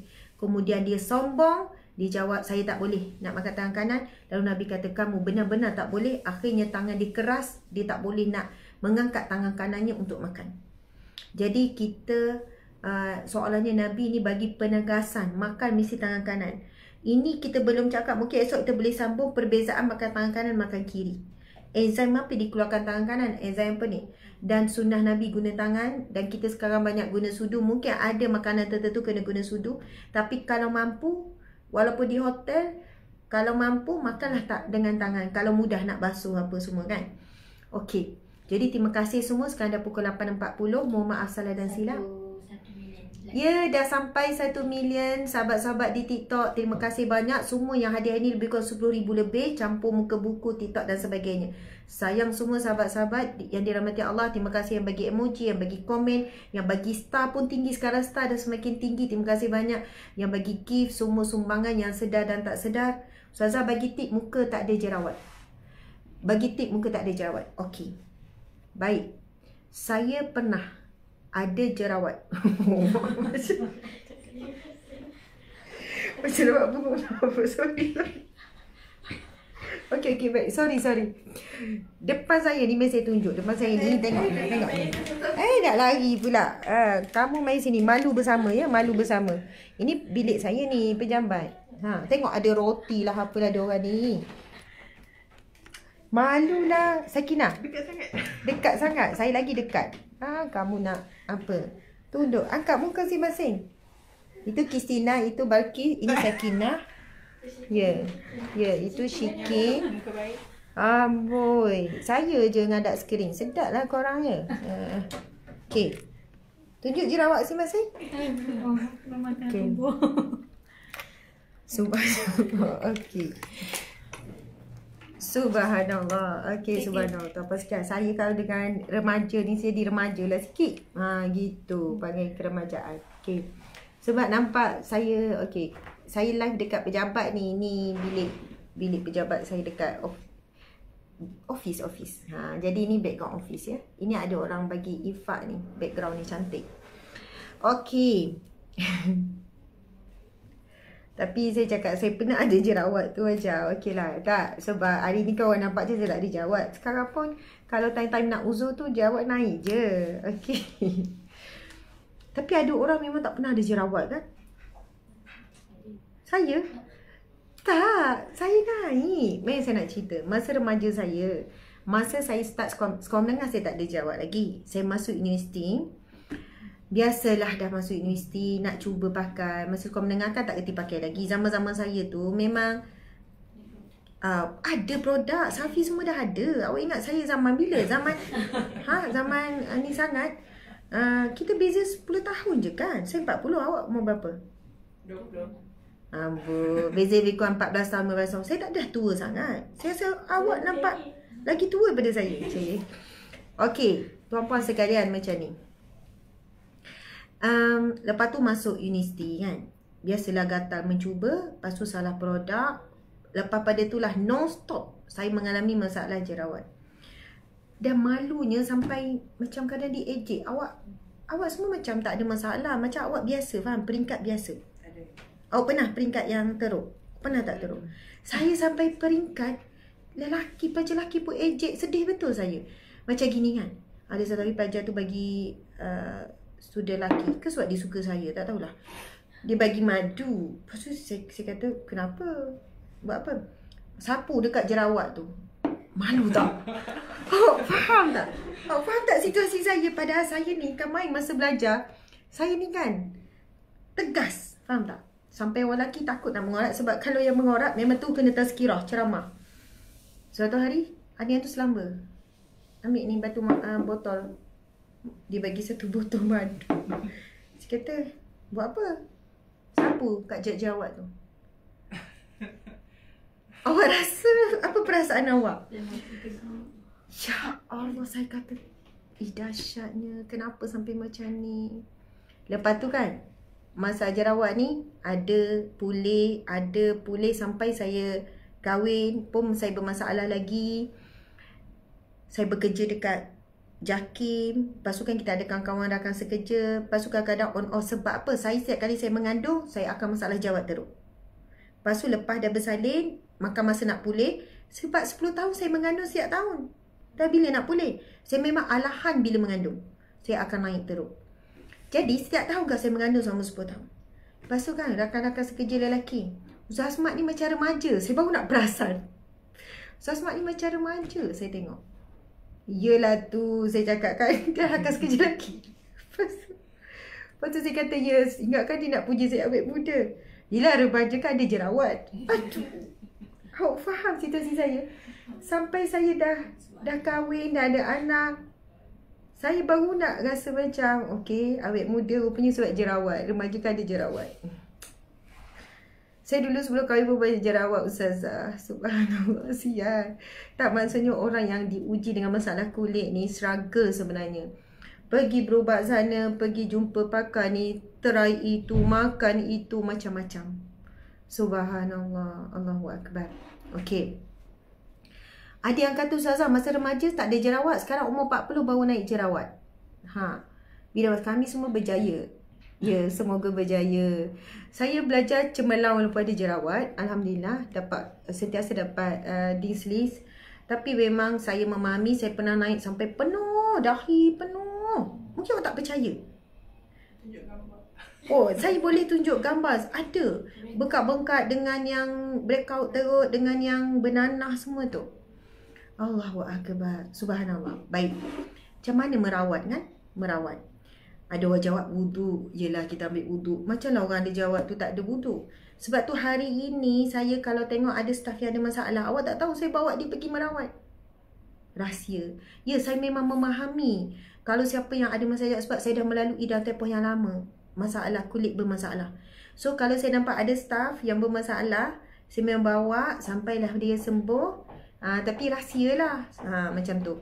Okey, tuan-puan sekalian, kalau ada jawab tu boleh makan macam-macam, masalahnya suka makan macam-macam tu, jawab makin banyak, Ustazah. Okey, kadang bukan faktor makanan juga. Ada orang makan macam-macam tak ada jerawat, ada sekian-sekian. Jadi kesian orang bermasalah jerawat. Cuma saya belajar disiplin. Pertama, bila kita tengah ada masalah jerawat, kita memang tak sabar nak rawat. Produk ni kita cuba, sampailah saya boleh dapat kulit yang sihat. Tapi bukanlah sempurna kan. Kalau tengok macam saya tak pernah ada masalah terus, sebab macam tak ada parut, tak ada tu kan. Okey, iaitu memang kena ikut nasihat doktor. Dan ada ketika kita perlu makan ubat antibiotik yang matikan masalah kita tu daripada dalam. Maksud saya sembuh dengan jumpa doktor yang tepat. Ubat antibiotik daripada dalam supaya kuman tu dirawat daripada dalam. Kedua, memang kebanyakannya doktor akan kata stop dulu apa-apa skincare apa semua. Pakai yang paling lembut walaupun lambat kesannya. Pakai yang paling lembut, jangan bagi stres pada kulit. Sekian-sekian, saya tak akan sebut lah sebab saya pun dah bertukar-tukar macam-macam. Lepas tu, sabar pakai yang paling lembut, jangan bagi stres pada kulit. Lepas tu, dia makan ada ubat dia. Sebenarnya kalau bagi doktor yang betul-betul sakit kulit apa, dia ada ubat antibiotik dia daripada dalam. Lepas dah sembuh tu, barulah kita buat rawatan seterusnya. Okey, pakailah, maksudnya dah sihat, kulit dah dapat ni. Lepas tu dah pakai lembut, lepas tu barulah kita tengok dan pakai yang natural. Alhamdulillah saya setakat ni, selepas pada tu saya dah tak cuba dah produk yang ni, semuanya ambil yang natural base. Walaupun dia lambat berkesan, dia tak adalah menukar warna kita sekian, dia hanya mengekalkan warna kulit kita yang asal, tapi ia lebih baik, kulit sihat. Lepas tu ya, minum air yang bersih, rehat, tak boleh janji sebab selalu tak cukup rehat. Stres pun, kata sebab stres naik jawab, saya pun selalu stres. Masa kerja saya memang selalu dalam tekanan. Tekanan dakwah, tekanan kerja, tekanan bisnes. So saya tak tahu bagaimana nak mengawal. Stres tu boleh dikawal tapi tak boleh nak dielakkan. So saya tak boleh lari pada stres. Faham maksud saya? Saya tak stop. Saya akan bersin tak berhenti. Ya, ada orang masalah sinus. Tapi sinus ni juga sebenarnya, kalau pergi jumpa pakar sinus, dia kata tak ada ubat sinus. Sekian-sekian. Saya doakan kepada yang ada masalah sinus, resdung, masalah jerawat, masalah, anda berdoa. Dan antara saya rasa sangat penting, ini poin penting. Kita dah merawat, dah cuba cara-cara tapi tak jumpa jalan. Buat solat hajat, minta betul-betul dengan Allah supaya kita tak tersalah lagi cara merawat. Sebab cara merawat masing-masing berbeza. Ada orang dia memang jumpa ni kena dengan dia. Ada yang ni kena. Ada yang buat cara yang sama tapi tak menyelesaikan masalah. So, minta doa, buat solat hajat, minta petunjuk. Baca surah Al-Kahfi ayat 10 tu. Rabbana atina min ladunka rahmah wa hayyi lana min amrina rasyada. Minta Allah bagi petunjuk dalam urusan nak merawat masalah jerawat. Subhanallah. Percaya tuan-puan sekalian, yang ada nanah, selalu bernanah, yang penuh satu muka, yakin anda boleh sembuh. Jangan putus asa. Terus berdoa, minta dengan Allah beri petunjuk, jumpa perawat yang betul dan rawatan yang betul. Dan elakkan daripada rawatan yang syubhah. Rawatan syubhah ni di tempat non-Muslim, yang mana kita tak boleh jamin pun bahan-bahan yang digunakan itu bersih dan suci. Dan kalau dengan Muslim sekalipun, kena ni, kena tanya juga. Okey, mungkin ada rawatan laser ke, rawatan itu ke, rawatan ini ke, prosedur apa, prosedur ni. Tengok patuh syariah atau tidak. Dan dalam proses rawatan, janganlah kita sampai mengubah bentuk muka. Haram semua. Masuk filler, lepas tu bagi mancung, bagi ni, apa semua, masuk sesuatu benda yang tak suci, maka hukumnya adalah mengubah bentuk muka, bibir ke, hidung ke, pipi, dagu ke jadi panjang, apa, macam-macam. Sebenarnya kalau kita tengok, muka asli yang Allah buat memang cantik sempurna. Walaupun bukan cantik, definisi cantik manusia, tetapi muka asal tu yang paling indah. Bila dia daripada muka dulu kembang sikit, lepas tu dia ubah jadi mancung, jadi terletak, tetap akan nampak dah lari dan kurang, dia dah macam something wrong. Bibir tu daripada nipis tiba-tiba jadi seksi tebal, dia tetap jadi tak cantik. Rupanya yang nipis dulu tu lagi cantik. Pipi yang nampak macam tak naik, kan ada orang memang naik. Rupanya bila dia buat naik jadi pelik. Pipi saya ni saya bukan buat naik, memang dia gini. Kadang tu nampak macam naik nampak macam tak kan, nampak asli je kan. Ya, ada orang dia nak suruh nampak ni kan, dia pun jadi nampak, dia ingat lebih cantik, tapi rupanya pipi lama dia tu lagi cantik. Kesimpulannya ciptaan Allah itu lebih sempurna dan lebih cantik. Dan banyak kes yang saya jumpa depan, dia kata dia menyesal dia ubah muka dan tak boleh buat apa. Kalau dia tambah lagi, muka dia makin teruk. So dia terpaksa berhadapan dengan orang dengan rasa sangat malu sebab perubahan yang berlaku menyebabkan orang kesan dan hukumnya haram. Saya kata dah tak boleh nak buang, tak nak buat apa, tinggal bertaubat saja, mau ampun, semoga Allah ampunkan sebab ubah bentuk muka. Tapi kalau ubah sementara, kadang tu mungkin ada rawatan, dia jadi tegang. Dia sementara je. Tegang tu bukan tegang apa, dia hilangkan kedut-kedut. Tapi ia bukan kekal. Yang kekal ni dia ada tarik, pasang.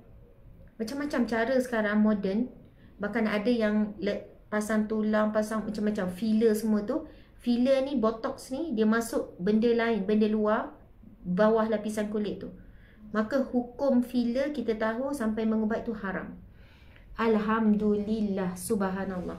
Terima kasih banyak-banyak. Mohon maaf salah dan silap. Moga membantu walaupun jawapan tu tak tepat sebab yang ada yang tanya macam mana nak atasi masalah jerawat. Doa minta petunjuk dengan Allah supaya jumpakan rawatan yang tepat, bahan yang tepat, perawat yang tepat. Sebab berbeza mengikut keadaan. Maksudnya balik juga kepada mohon pertolongan Allah. Sebab jerawat, masalah kulit ni ujian sebenarnya. Betul tak ujian?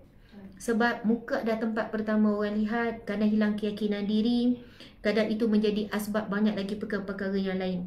Jadi yang penting saya disiplin jaga rutin. Saya akan tidur dengan cuci muka dan pakailah moisturizer pelembap ke apa. Sebab sekarang terdedah pada macam-macam makanan pun kita tak susah nak jaga. Memang rutin saya memang jaga kebersihan sebelum tidur. Maksudnya rutin jaga kebersihan kulit tu penting dijaga. Kena disiplin, kena amanah, kena jaga tanggungjawab pada diri kita. Jaga diri kita. Okey, mohon maaf salah dan silap. Terima kasih semua. Jumpa lagi besok pagi. Kita tangguhkan majlis kita dengan tasbih kafarah dan surah Wal-As. Bismillahirrahmanirrahim. Subhanakallahumma wa bihamdika asyhadu an la ilaha illa anta astaghfiruka wa atubu ilaih. Bismillahirrahmanirrahim. Wal 'asr innal insana lafi khusr illa alladhina amanu wa 'amilus solihat wa tawasaw bil haqqi wa tawasaw bis sabr. Sadaqallahul azim. Amin ya rabbal alamin. InsyaAllah saya nampak ada beberapa soalan tadi. Saya cuba jawab esok pasal isu murtad. Kedua pasal ada orang tanya Ustazah macam mana ada kematian ahli keluarga dan ada ahli keluarga yang sedang meratap-ratap. Sebenarnya menangis tak ada masalah. Menangis tak esak-esak sebab menangis sambil tertidur semua tu tak ada masalah. Pasal larangan haram meratap tu yang Nabi sebut dalam hadis tu sebab di zaman dulu dan zaman sekarang pun masih ada lagi. Zaman sekarang pun masih ada lagi bila kematian berlaku, tapi Malaysia kita jarang tengok. Di negara Arab, di kawasan-kawasan tertentu budaya dia, kalau ada berlaku kematian dia ni muka. Cakar-cakar muka, dia cakar-cakar tanah, dia cakar-cakar rambut. Faham?